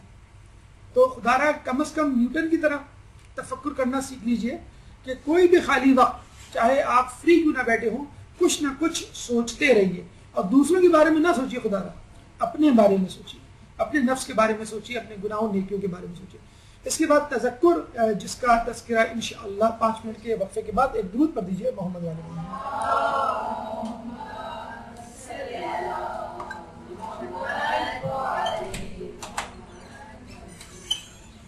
اعوذ باللہ من الشیطان الرجیم، بسم اللہ الرحمن الرحیم. گفتگو آغاز دوبارہ سے 9ویں مرحلے میں ہم تذکر کی طرف جائیں گے. جیسے کہ ہم نے کہا کہ غور و فکر دل ذہن کی فعالیت کا نام ہے، تذکر زبان ہلالے کا نام ہے. اعضاء و جوہرے سے اس بات کا اظہار ہے کہ میں اللہ کے ذکر میں مشغول ہوں. ہماری نمازیں، ہمارے روزے، حج، زکوٰۃ، عمرہ اور دیگر عبادات یہ ذکر الہی ہے. لیکن علماء یہ بھی فرماتے ہیں کہ ذکر الہی فقط یہ نہیں کہ عبادات کو ذکر الہی سمجھنے، بلکہ ہر وہ عمل جس سے خدا کی اطاعت ہو وہ ذکر الہی ہے. اللہ تعالیٰ فرماتا ہے وَلَا تَكُونُوا كَالَّذِينَ نَسُوا اللَّهَ فَأَنسَاهُمْ أَنفُسَهُمْ أُولَئِكَ هُمُ الْفَاسِقُونَ. اور ان لوگوں کی طرح نہ ہو جانا جنہوں نے اللہ کو بھلا دیا. فَأَنسَاهُمْ أَنفُسَهُمْ، تو پھر اللہ نے ان کو بھلا دیا. أُولَئِكَ هُمُ الْفَاسِقُونَ، اور وہی لوگ تو ہیں جو فاسق ہیں. ہمیں نہ اللہ کو بھلانا ہے اور نہ اس کی اطاعت کو ترک کرنا ہے، ورنہ جواباً اللہ ہمیں بھلا دے گا اور ہمارا شمار فاسقوں میں ہوگا. یاد رکھ لیجئے، جب آپ اللہ کے سامنے جھکیں گے تو یہ جھکنا آپ کو حوصلہ دے گا دنیا کے سامنے کھڑا ہونے کے لیے. اللہ کی اطاعت اور سجدہ آپ کو حوصلہ دے گا لوگوں کے سامنے کھڑے ہونے کے لیے. اللہ کو آپ بلائیں گے، اللہ آپ کو بلا دے گا. تحقیق یاد خدا کے کچھ اہل افراد ہیں جنہوں نے دنیا کے بدلے اسے اختیار کیا ہے. وہ کسی قسم کی تجارت یا خرید و فروخت کے باعث خدا کی یاد سے غافل نہیں ہوتے. کیا مطلب؟ کہ یہ لوگ، یہ افراد اگر تجارت بھی کریں، یعنی بظاہر لگے کہ وہ دنیاوی کام میں مصروف ہیں، لیکن اس کے باوجود وہ کہ اللہ کی یاد میں مصروف رہتے ہیں. اچھا، یہاں پہ ایک اہم نقطہ ہم بتاتے چلیں کہ بازاروں میں اللہ کی تسبیح کا ثواب 1,00,000 تسبیح کے برابر ہوتا ہے. کوئی بھی کلمہ پڑھیں آپ، کوئی بھی کلمہ، کوئی بھی ذکر پڑھیں، 1,00,000 اس کا ثواب ہو جاتا ہے. 100,000 ٹائمز زیادہ. کیوں کہ بازار غفلت کی جگہ ہے. نمازوں میں، تسبیحوں میں خدا کو یاد رکھنا بہت آسان، لیکن بازاروں میں، کاروبار میں، محفلوں میں خدا کو یاد رکھنا بہت مشکل. لیکن یہی لوگ ہیں اصل جو خدا کو یاد رکھتے ہیں. اور جو لوگ خدا کو بھلا دیتے ہیں ان کے ساتھ کیا ہوتا ہے؟ وَمَن يَعْشُ عَنْ ذِكْرِ الرَّحْمَنِ نُقَيِّضْ لَهُ شَيْطَانًا فَهُوَ لَهُ قَرِينٌ. اور جنہوں نے ذکر رحمان سے منہ موڑا، وَمَن يَعْشُ عَنْ ذِكْرِ الرَّحْمَنِ، اور جس نے ذکر رحمان سے منہ موڑا، نقید لہو شیطانا فہو لہو قرین، اس پر اللہ نے ایک شیطان مسلط کر دیا جو اس کے اوپر نگران ہے، جو اس کے قریب ہے، جو اس کا دوست بن جاتا ہے. اور اب دیکھ لیجئے آج کل کے نوجوان یا آج کل کے بوڑھے یا آج کل کے بچے، مرد، عورت جو خدا کو بھول بیٹھے ہیں، ان کو اللہ نے کس میں لگا دیا ہے؟ Weapons of mass distraction. Distraction نہیں، ڈسٹریکشن. ڈسٹریکشن یعنی آپ کو اپنی راہ سے ڈسٹریکٹ کر دیا ہے. یہ جو آپ کے فیس بک ہیں، ٹویٹر ہیں، یوٹیوب وغیرہ ہے، ان میں اتنے زیادہ مشغول اور مصروف ہو گئے ہیں کہ وہ منحرف ہو کے رہ گئے. جو اللہ کے کام نہیں کرتا اللہ اس کو دوسرے کاموں میں لگا دیتا ہے. جو اللہ کے کام کرتا ہے اللہ اس کے کام کرتا ہے. تو ٹائم تو کسی کے پاس نہیں ہے. جو اللہ کا کام نہیں کر رہا، جو نمازیں نہیں پڑھ رہا، جو دین کے علم کو وقت نہیں دے رہا، اس کا ٹائم بچنا چاہیے. آپ دیکھ لیجئے اللہ تعالیٰ ان کا ٹائم کتنا ویسٹ کرواتا ہے ٹی وی کے ذریعے، انٹرنیٹ کے ذریعے. اور جو لوگ اللہ کا کام کر رہے ہیں اللہ تعالیٰ ان کا کس طرح ٹائم بچاتا ہے. تو جب ٹائم کو گزرنا ہے کسی نہ کسی طور پر، تو پھر اللہ کی یاد کو اپنے دل میں بسا لیجئے، ورنہ اللہ آپ پہ شیطان مسلط کر دے گا. کہتے ہیں کہ ایک شخص شعیب علیہ السلام کی خدمت میں حاضر ہوا اور کہنے لگا، میں تو بہت بڑا فاسق و فاجر ہوں، لیکن میں تو مسلسل عبادت کرتا ہوں، ہونا تو یہ چاہیے میرے گناہوں کی وجہ سے اللہ مجھے اس عبادت سے محروم کر دے۔ وہی الہی آئی شعیب علیہ السلام سے، اس سے کہو کہ کیا اللہ نے تمہیں عبادت کی چاشنی اور شیرنی سے محروم نہیں کیا؟ بس یہی اس بات کی دلیل ہے کہ اللہ تم سے راضی نہیں۔ تو عبادت کا مسلسل کرنا کوئی بڑی بات نہیں، عبادت میں مزہ آنا بڑی بات ہے، اور یہ دلیل ہے اللہ آپ کو چاہتا ہے۔ ایک عابد اللہ کی عبادت کرتا تھا، شیطان نے اس کے کان میں خسر خسر کی اور یہ کہا کہ تم نے تو کئی مرتبہ اللہ کو لبیک کہا، کہ اللہ نے تمہیں لبیک کہا۔ بس کچھ دیر کے لیے وہ شیطان کے جھانسے میں آ گیا اور عبادت کو ترک کر ڈالا۔ حاطف غیبی سے آواز آئی، اے شخص جب تو عبادت کیا کرتا تھا تجھے اپنی عبادت میں چاشنی شیرنی محسوس ہوتی تھی؟ وہ کہنے لگا بالکل محسوس ہوتی تھی۔ اللہ نے کہا یہی ہماری لبیک ہے جو چاشنی اور شیرنی کی صورت میں تیری عبادت میں محسوس رہتی ہے۔ ایک درود پڑھ دے محمد علیہ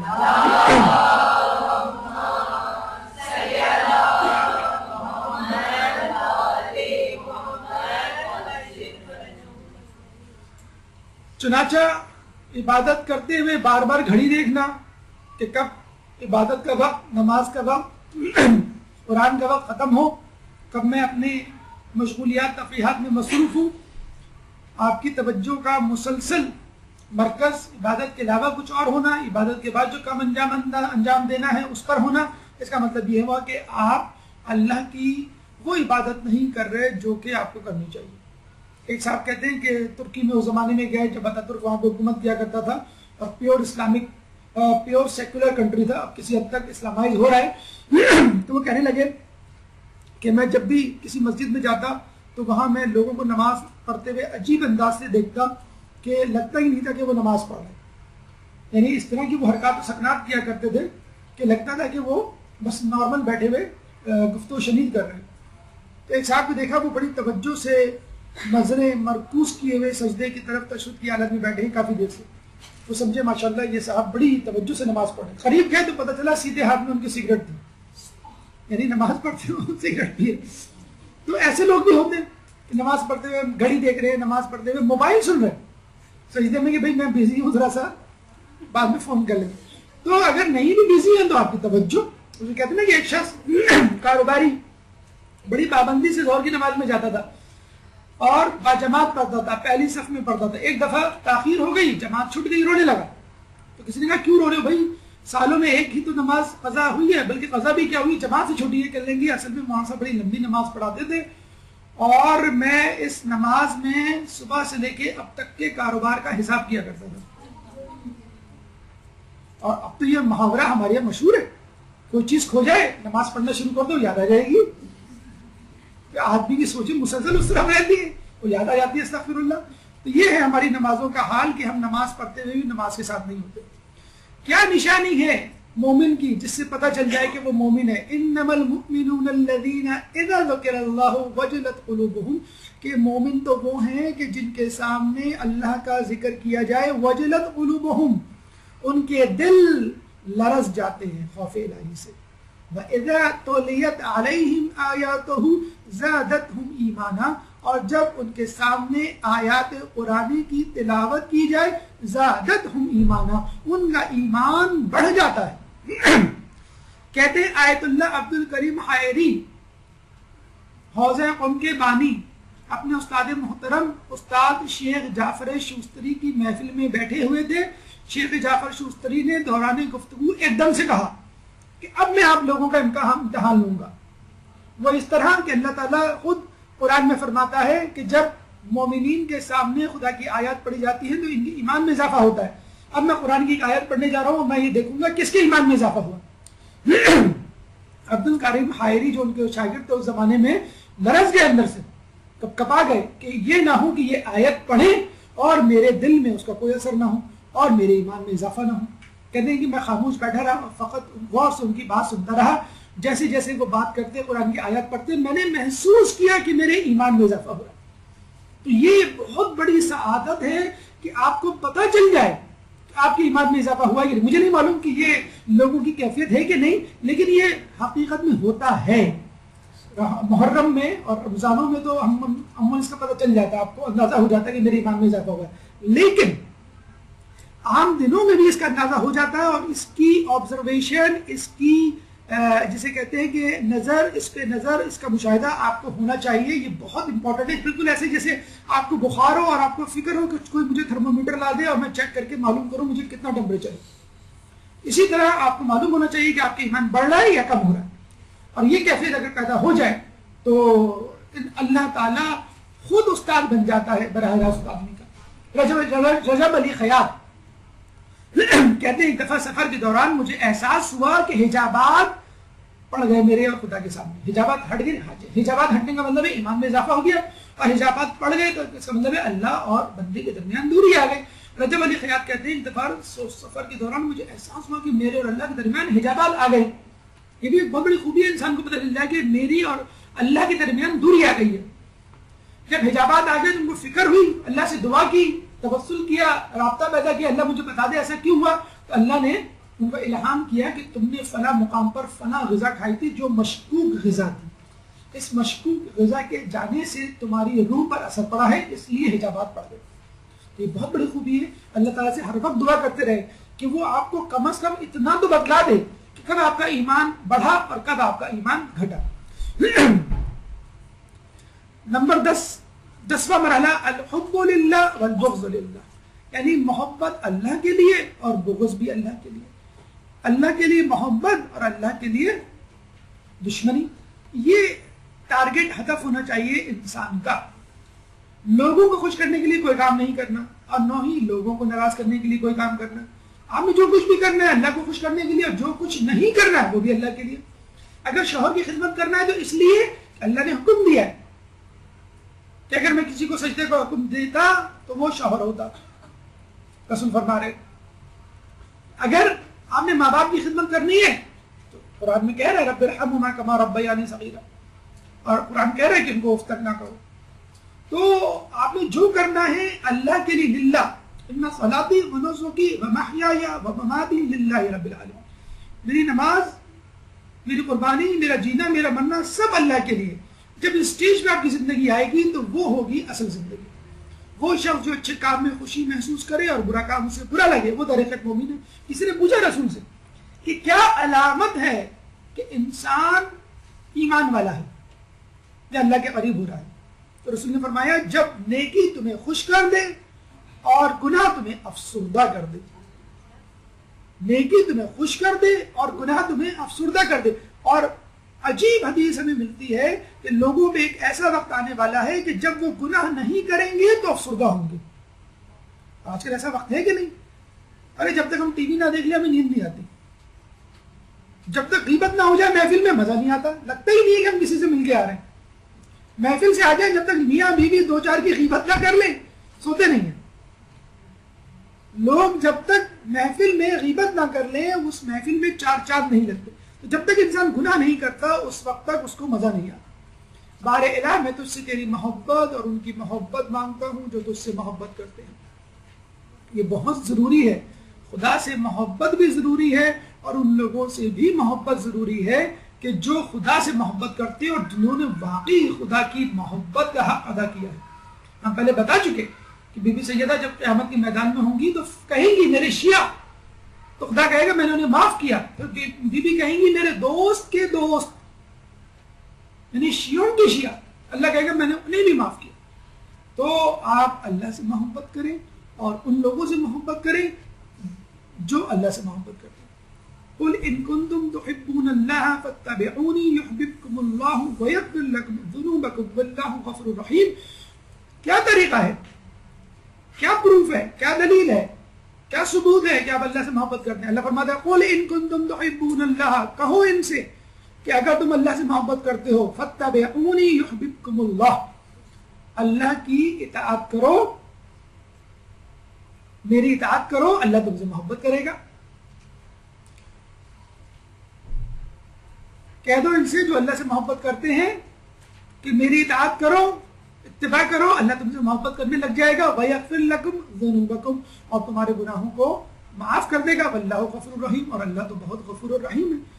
کیا پروف، کیا دلیل ہے؟ فقط زبان سے اظہار کہ میں اللہ سے محبت کرتا ہوں، لیکن نماز کا وقت آیا آپ نے نماز نہیں پڑھی، خمس دینے کا وقت آیا آپ نے خمس نہیں دی، کہ حج کرنے کا وقت آیا آپ نے حج نہیں ادا کیا، کسی نے آپ کو تکلیف دی آپ نے فوراً گالم گلوچ اور غیبت سے اس کا استقبال کیا.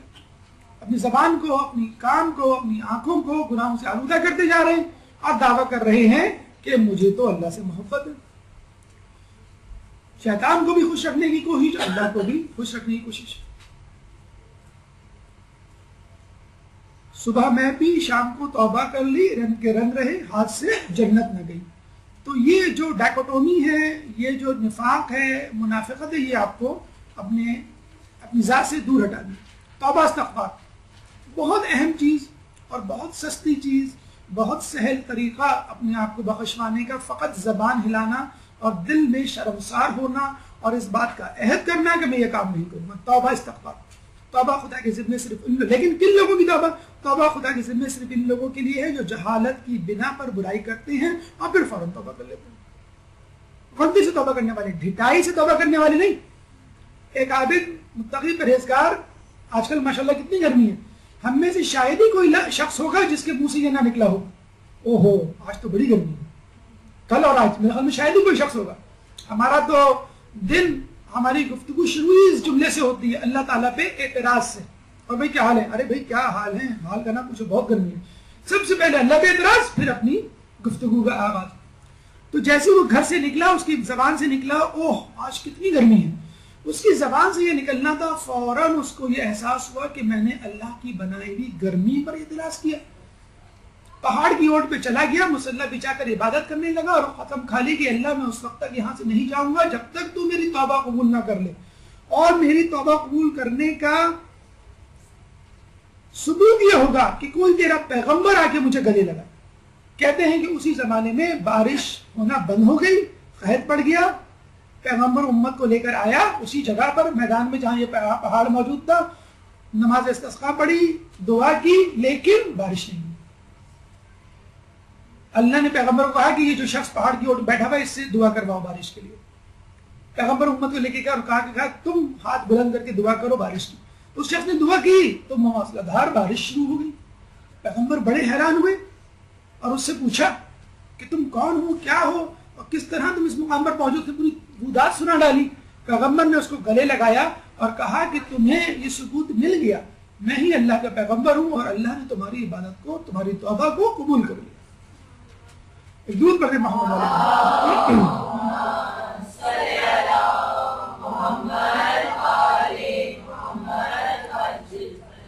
مولا فرماتے ہیں کہ بہت سے گناہ انسان کو اللہ سے قریب کر دیتے ہیں. کیسے؟ اس پرخلوص توبہ سے. فضیل کا واقعہ آپ کو یاد ہے نا کہ جب وہ کسی گھر پہ نقب ڈال رہا تھا اور وہ عورت وہاں پہ وہ آیت پڑھ رہی تھی کہ کیا خدا کے بندوں پر ایسا وقت نہیں آیا کہ ان کے دل خدا کے تذکرے سے پگھل جائیں. جب اس نے سنا تو فوراً بھاگا اور توبہ کی اور فوراً اپنے گھر جا کر تمام لوگوں کو ان کا مال لوٹایا. ایک یہودی کا سونا تھا جو اتنی خطیر مقدار میں تھا کہ اس کو لوٹا نہ سکا اور اس کے پاس موجود بھی نہیں تھا. اس یہودی کے پاس بنفس نفسیز کیا اور کہنے لگا فضیل کہ میں نے آپ سے سونا چرایا تھا لیکن میرے پاس ہے نہیں اس کو لوٹا سکوں. اس نے کہا نہیں، میں نے تو قسم کھائی ہوئی ہے جب تک میں سونا نہیں لوں گا تو میں معاف نہیں کروں گا، اس شخص کو معاف نہیں کروں گا جو سونا چرا کے گیا. تو فضیل نے کہا کہ میں حاضر ہوں جو سزا آپ دینا چاہیں. کہنے اچھا ایسا کرو، میرے دوسرے کمرے میں جاؤ، قالین ہٹاؤ، زمین کھودو، وہاں تمہیں سونا ملے گا، وہ سونا لے کر آ جاؤ تو میں سمجھ لوں گا یہ وہ سونا جو تم چرا کے لے گئے تھے، میری قسم بھی پوری ہو جائے گی.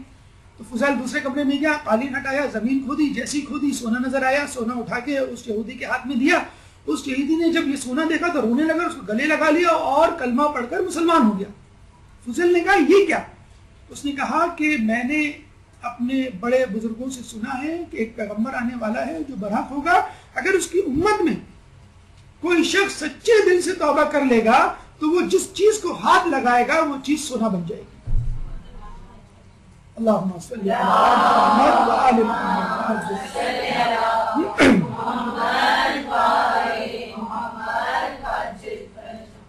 دیکھا ہم نے کہ ایک گناہگار فاسق و فاجر کی توبہ اگر پرخلوص انداز سے کی جائے، نمبر 1 جہالت میں کی گئی ہو, ڈھٹائی سے نہ کی گئی ہو. نمبر 2, جو گناہ ڈھٹائی سے نہ کیا گیا ہو. نمبر 2, اس عزم کے ساتھ کہ اب نہیں کروں گا. ایک اور اہم بات, گناہ کرنے کے بعد اس کی لذت بھی محسوس نہیں ہونی چاہیے. ایک دفعہ موسیٰ علیہ السلام جا رہے تھے, ایک شخص سجدے کی حالت میں اپنے گناہوں کی معافی مانگ رہا تھا. موسیٰ علیہ السلام نے فوراً ہاتھ بلند کیا, کہا اللہ اس کو معاف کر دے. واپس آئے شام کو, پتہ چلا کہ وہ اسی طرح سجدے میں پڑا ہوا اور گناہوں کی معافی مانگ رہا ہے. اس نے کہا موسیٰ علیہ السلام نے, اللہ یہ صبح سے سجدے میں پڑا ہوا ہے, تو نے ابھی تک اس کو معاف نہیں کیا. اللہ نے کہا کہ اگر یہ زندگی بھر اسی حالت میں پڑا رہے تو میں اسے معاف نہیں کروں گا, اسی کا قبول نہیں کروں گا. موسیٰ علیہ السلام نے کہا کیوں؟ اللہ نے فرمایا کہ کیونکہ ابھی تک اس کے دل میں اس گناہ کی لذت موجود ہے جس گناہ کی یہ توبہ کر رہا ہے. ہم بڑے مزے سے کہہ دیتے ہیں کہ بھائی ہمارے بھی کیا دن تھے, کیا کیا ماشاءاللہ شوق تھے, فلاں فلاں فلاں فلمیں دیکھی ہوئی تھی, فلاں فلاں ہیرو ہیروئن ہمارے رول ماڈلز تھے, یہ گانے, اور آہ بھر کے 2-4 بول بھی سنا دیتے تھے گانوں کے, یہ گانا ہمیں بڑا پسند ہے, لیکن اب کیا کریں, اب ہم دیندار ہو گئے.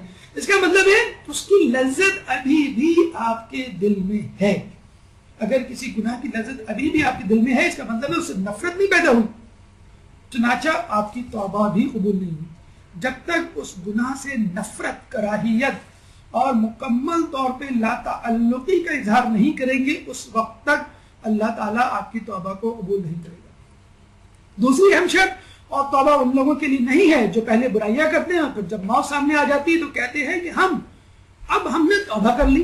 فرعون کی توبہ ایسی توبہ تھی, گناہ کرتا رہا, جب موت سر پہ منڈلانے لگی تو اس نے کہا کہ ہاں میں موسیٰ کے رب پہ ایمان لایا. اب ایسی توبہ کا کیا فائدہ کہ بھائی جب بڑھاپا ہوگا تو تسبیحات میں لے لیں گے, جب موت کا وقت قریب آئے گا تو توبہ کر لیں گے, داڑھی رکھ لیں گے, حجاب کر لیں گے. ابھی تو ہمارے دن پڑیں گے,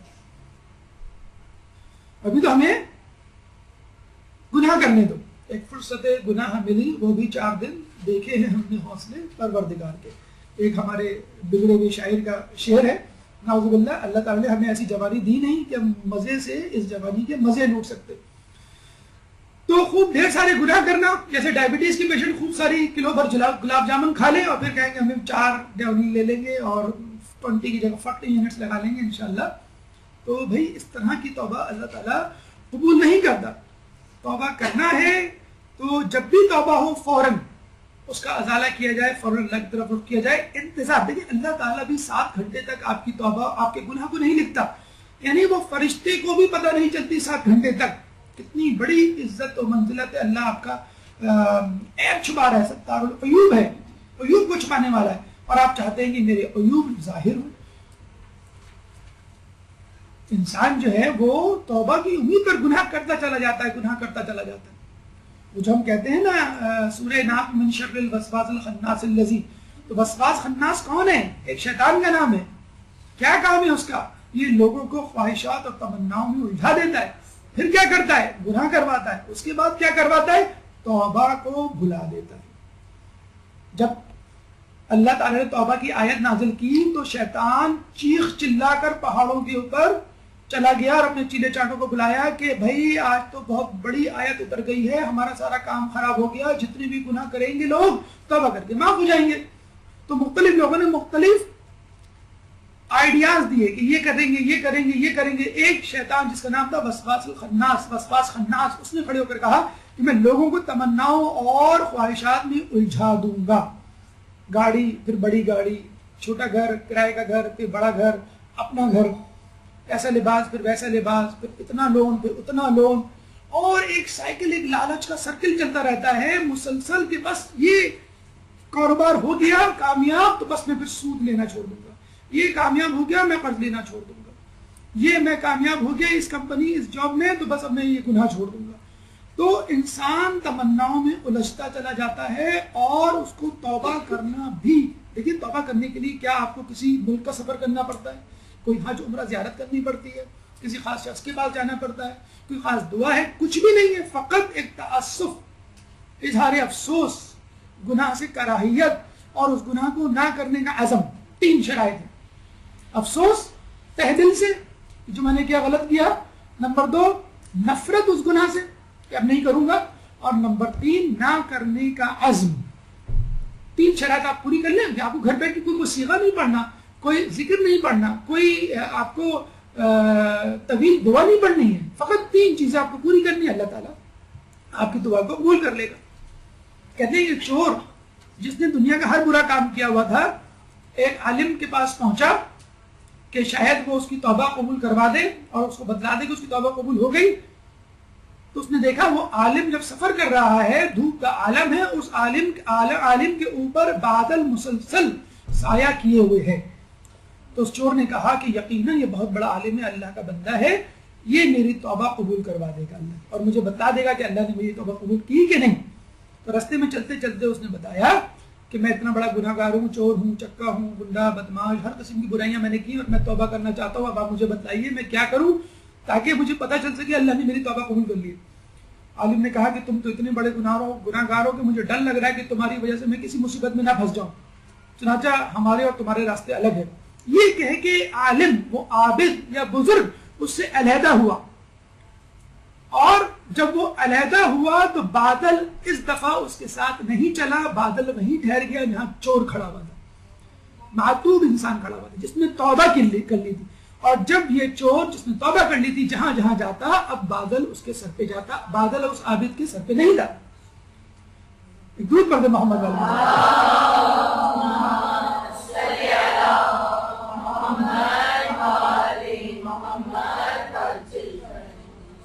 خدارا اپنے آپ کو انڈر ایسٹیمیٹ نہیں کیجئے، اپنے جذبات اور احساسات کو انڈر ایسٹیمیٹ مت کیجئے، اپنی توبہ کو کم تر نہ سمجھیے۔ اگر یہ توبہ واقعی فضیل والی توبہ ہے، یہ توبہ فضیل اس کے بعد ہمارے چھٹے امام کا صحابی بنا، بیت اللہ میں پوری عمر گزار دی عبادت کرتے ہوئے، اور عین عاشور کے دن اس کا انتقال ہوا۔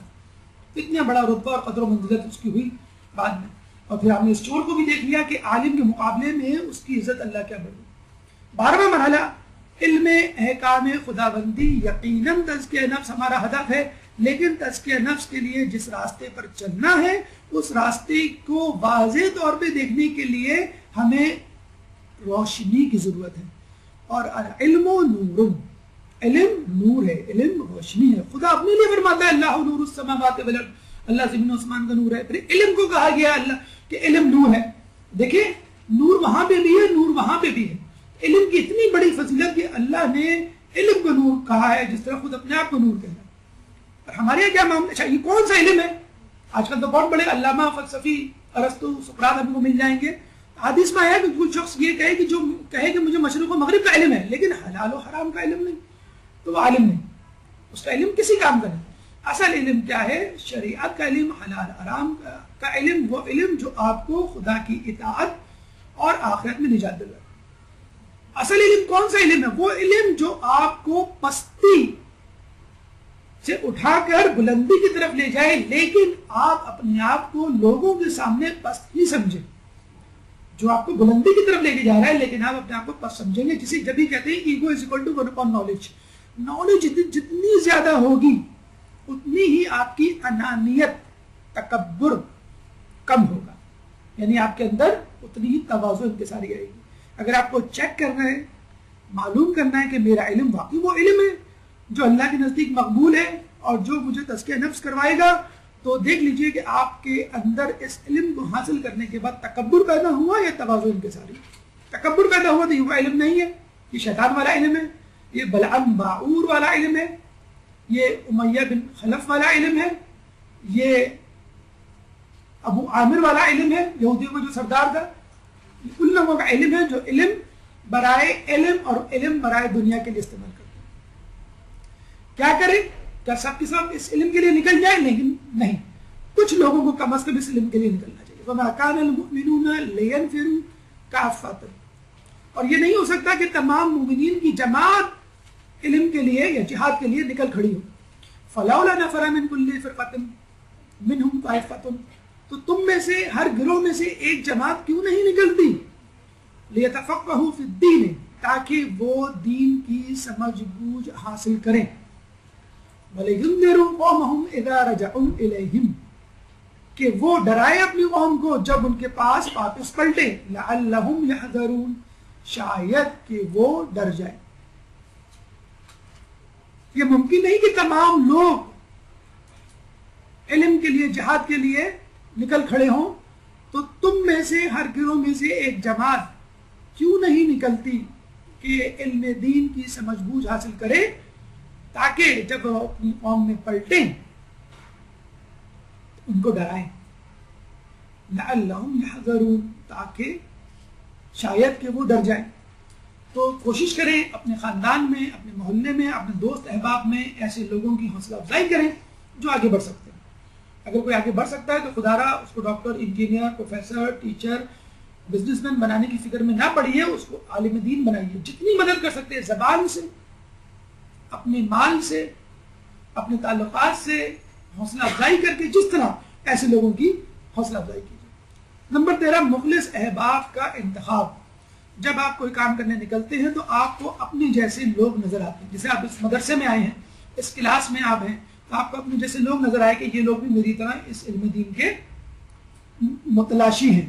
اور آج کل کی دنیا میں کوئی مشکل کام نہیں ایسے لوگوں کو تلاش کرنا۔ فیس بک، انٹرنیٹ، ویب سائٹس، اتنی زیادہ سہولیات موجود ہیں کہ آپ اپنے مرضی کے لوگ آرام سے تلاش کر سکتے ہیں۔ اور ایسے لوگوں کی دعا مانگنی چاہیے جو آپ کے دین پر چلنے کے لیے معاون بنے۔ ہم نے آپ کو بتلایا کہ حتیٰ کہ شادی کا مقصد بھی یہی ہونا چاہیے کہ اللہ تعالیٰ آپ کو ایسا شریک حیات دے جو اللہ کی عبادت میں آپ کا معاون بنے۔ اور یہ دعا ہر کسی نے مانگی ہے، اور ہر کسی کو اللہ نے اچھا رفیق دیا ہے۔ وَجَعَلْ لِي وَزِيرًا مِّنْ أَهْلِي، موسیٰ علیہ السلام دعا کرتے ہوئے فرماتے ہیں اے اللہ میرے لیے ایک وزیر بنا دے میرے اہل میں سے، میرے خاندان میں سے۔ ہارون اخی، ہارون یعنی میرے بھائی کو، ہارون کا نام بھی لے لیا کہ ان کو بنا دے۔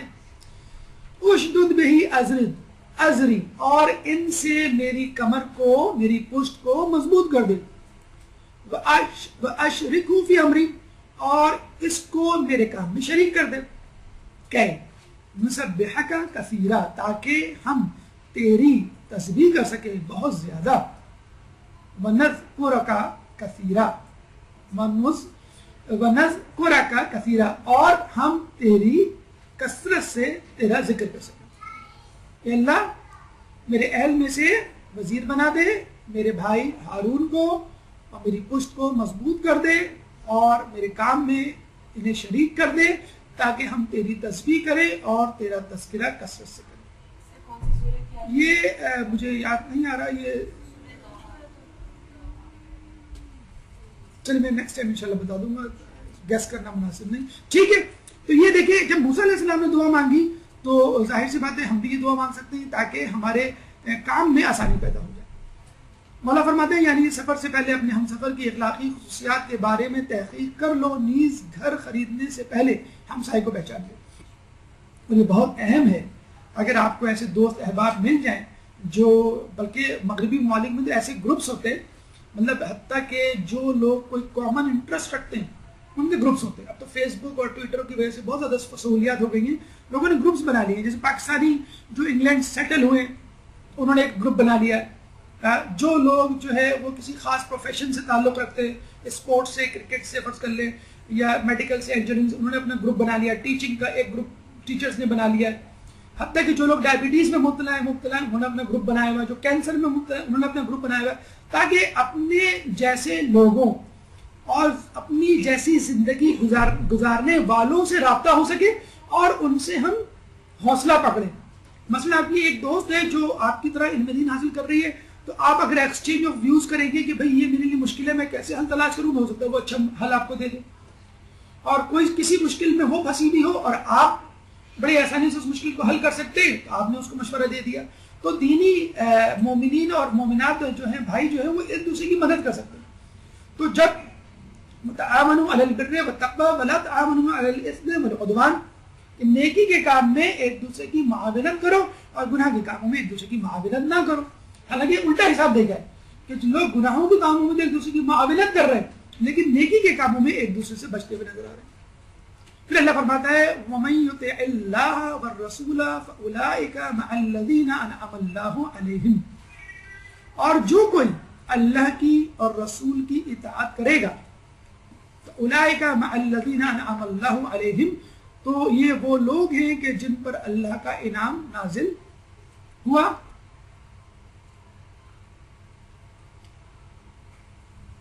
من النبیین، नबीयीन में से, व सिद्दीकीना सिद्दीकीन में से, शुहदा में से, व सालिहीना व हसुना उलाइका रफीका, और कितने ही अच्छे रफ़ा हैं जिन लोगों ने अल्लाह की रसूल की इताअत की, वो लोग मअल्लज़ीना उन लोगों के साथ होंगे, अनअमल्लाहु जिन पर अल्लाह का इनाम नाज़िल हुआ। जिन लोगों ने अल्लाह की रसूल की इताअत की, ये वो लोग हैं जिन पर ये वो लोग हैं जो उन लोगों के साथ होंगे जिन पर अल्लाह का करम, अल्लाह का इनाम नाजिल हुआ। कौन लोग हैं वो जिन पर अल्लाह का इनाम नाजिल हुआ? नबी, सिद्दीक, शुहदा, सालिहीन। यानी ऐसे लोगों के साथ इन लोगों को उठाया जाएगा। किन लोगों को? जो अल्लाह की रसूल की इताअत करते हैं। और कितने ही अच्छे लोग हैं ये। जिसे कहते हैं ना, दमे आरिफ नसीम सुबह दम है, इसी से रेशे माने में नम है। अगर कोई शोएब आए मयस्सर शबानी से कलीमी दो कदम है। अल्लामा इकबाल बेचारे इतनी मेहनत से इन अशार को लिख के गए, लेकिन अफसोस के साथ कहना पड़ता है कि उनकी उम्मत ने इनके अशार को ना पढ़ा। कि कहते हैं कि अगर इंसान को अच्छा दोस्त, रहबर, रहनुमा मयस्सर आ जाए तो फासला मिनटों में, सेकंड्स में तय हो जाता है अल्लाह ताला से कुर्बत का। जो कहते हैं कि अल्लाह का दिल, मोमिन का दिल अल्लाह की दो उंगलियों के दरमियान है, जैसे चाहे जब चाहे पलट दे। तो लोग कहते हैं कि ये इतनी आसानी से जो हम कहते हैं पलट दे, कैसे पलटेगा? आसान तरीन तरीका क्या है? तो उलमा फरमाते हैं कि अल्लाह वालों से राबता पैदा कर दो, तो अल्लाह ताला तुम्हारा दिल एकदम से मुनक़लिब कर देगा। जैसे मूसा अलैहिस्सलाम ने शुएब अलैहिस्सलाम की खिदमत की, उनकी भेड़ बकरियों को चराहा, उनकी बच्चियों की मदद की पानी निकालने में और पानी को घर पहुंचाने में। अल्लाह ताला ने शुएब अलैहिस्सलाम को उनको उस्ताद मुकर्रर किया और उनको कलीमुल्लाह बना दिया। नंबर 14 मुराबिता, यानी आप अपने आप से राब्ता रखें। दूसरों से ज्यादा अपने आप से राब्ता रखना बहुत जरूरी है। इसका पहला तरीका है अपने आप से मुआहिदा कीजिए, अहद व पैमान कीजिए। दिन भर का मुआहिदा भी हो सकता है, जिंदगी भर का भी मुआहिदा हो सकता है। इसका बेहतरीन वक्त नमाज शब और क़ब्ल फज्र है कि आज मुझे ये काम करने हैं, ये नेकियां हैं और ये गुनाह हैं जिनसे मुझे इज्तनाब बरतना है। फिर पूरे दिन, अच्छा इसको अल्लाह ताला ने कहा भी है ऐसे लोगों के लिए, वल्लज़ीना हुम लिअमानातिहिम व अहदिहिम राऊन। वल्लज़ीना हुम लिअमानातिहिम, ये वो लोग हैं जो अमानतों को, व अहदिहिम अहदों को बजा लाते हैं, उनकी रियायत करते हैं। यानी बेवफाई, वादा खिलाफी नहीं करते, ना अमानत में खयानत करते हैं। फिर मुराक़िबा कीजिए। मुराक़िबा का मतलब है कि मुसलसल अपने ऊपर एक कैमरा नस्ब कीजिए जो मुशाहिदा करे आप क्या कर रहे हैं दिन भर। वला तकूनु कल्लज़ीना नसुल्लाह फअनसाहुम अनफुसहुम, इन लोगों की तरह मत हो जाना कि जिन्होंने अल्लाह को भुला दिया तो बस अल्लाह ने भी उनको भुला दिया। उलाइका हुमुल फासिकून, और ये लोग फासिकों में से हैं। दिन भर अपने आप को मुसलसल वॉच करना है। और कुछ लोग कहते हैं कि यही है जिक्र अल्लाह, कि आप मुसलसल ये देखें कि आप नेकी कर रहे हैं, गुनाह कर रहे हैं, ये आपको करना चाहिए कि नहीं करना चाहिए। हम देखते हैं ना शॉपिंग सेंटर्स में सीसीटीवी लगा हुआ होता है, क्लोज सर्किट टीवी, जो मुसलसल आपको वॉच कर रहा होता है, एकदम आप अटेंटिव हो जाते हैं। शादी ब्याह में एकदम जब वीडियो वाला आता है तो हाथ में लुकमा होता है, मुंह में जाने से पहले आप रोक देते हैं कि वीडियो वाला चला जाए फिर हम लुकमा मुंह में डालें। एकदम से जो है अकड़ के बैठ जाते, सीधे होके बैठ जाते, मुंह बंद करके, मुंह खुला होता है या आपकी नजरें इधर, कितने मतलब अटेंटिव हो जाते हैं। हमारी वीडियो बन रही है, अच्छी बुरी आ गई तो बड़ा लोग मजाक उड़ाएंगे। तो भाई अल्लाह ताला जो इतना बड़ा कैमरा लगा के बैठा हुआ है, अल्लाह ताला जो आपको देख रहा है, तो मुसलसल ये देखिए। हमारे उलमा में से मुक़द्दस अब्बेली गुजरे हैं जो जिनके बारे में कहा जाता है कि 40 साल तक पैर फैला के नहीं सोए। क्यों?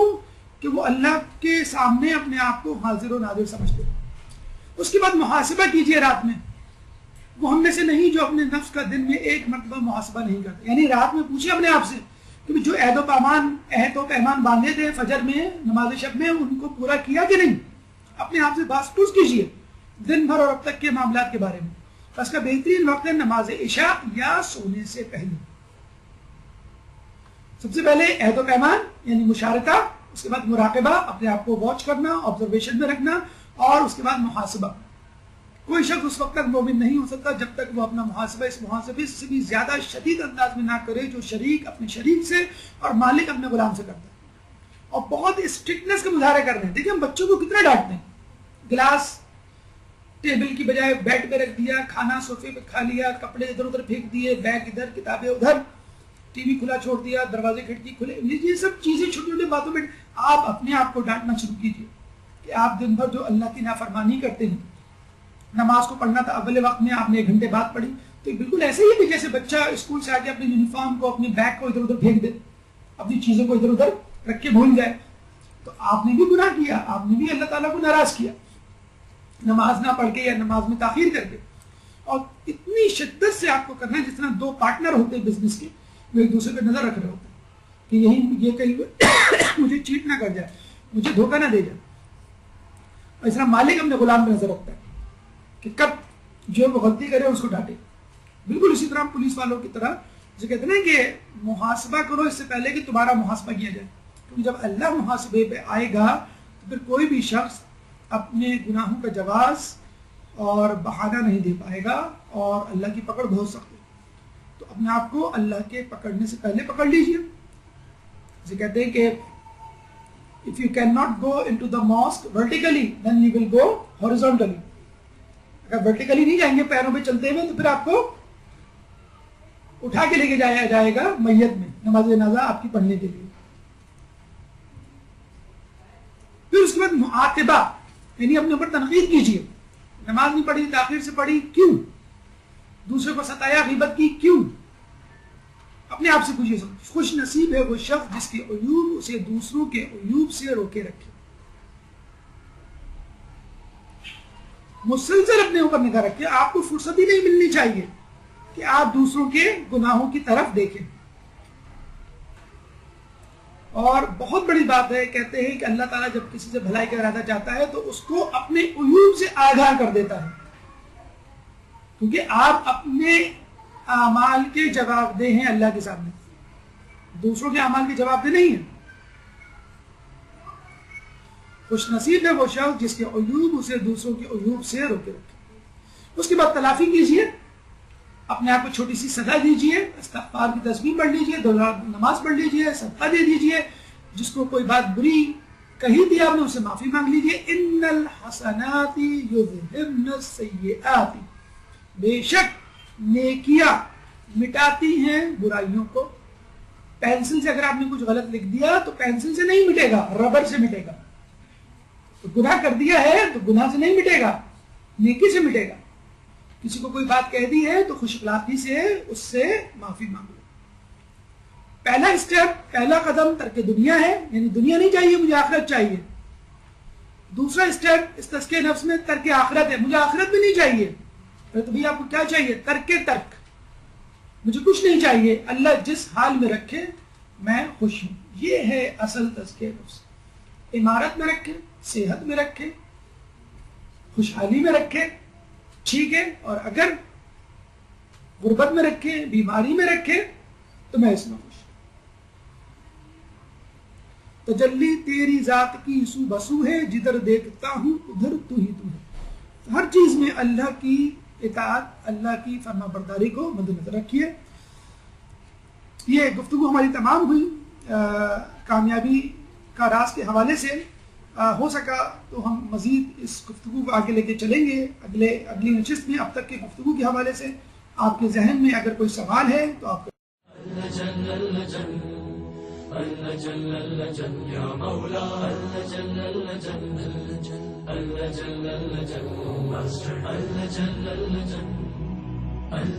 يا صاحب السماء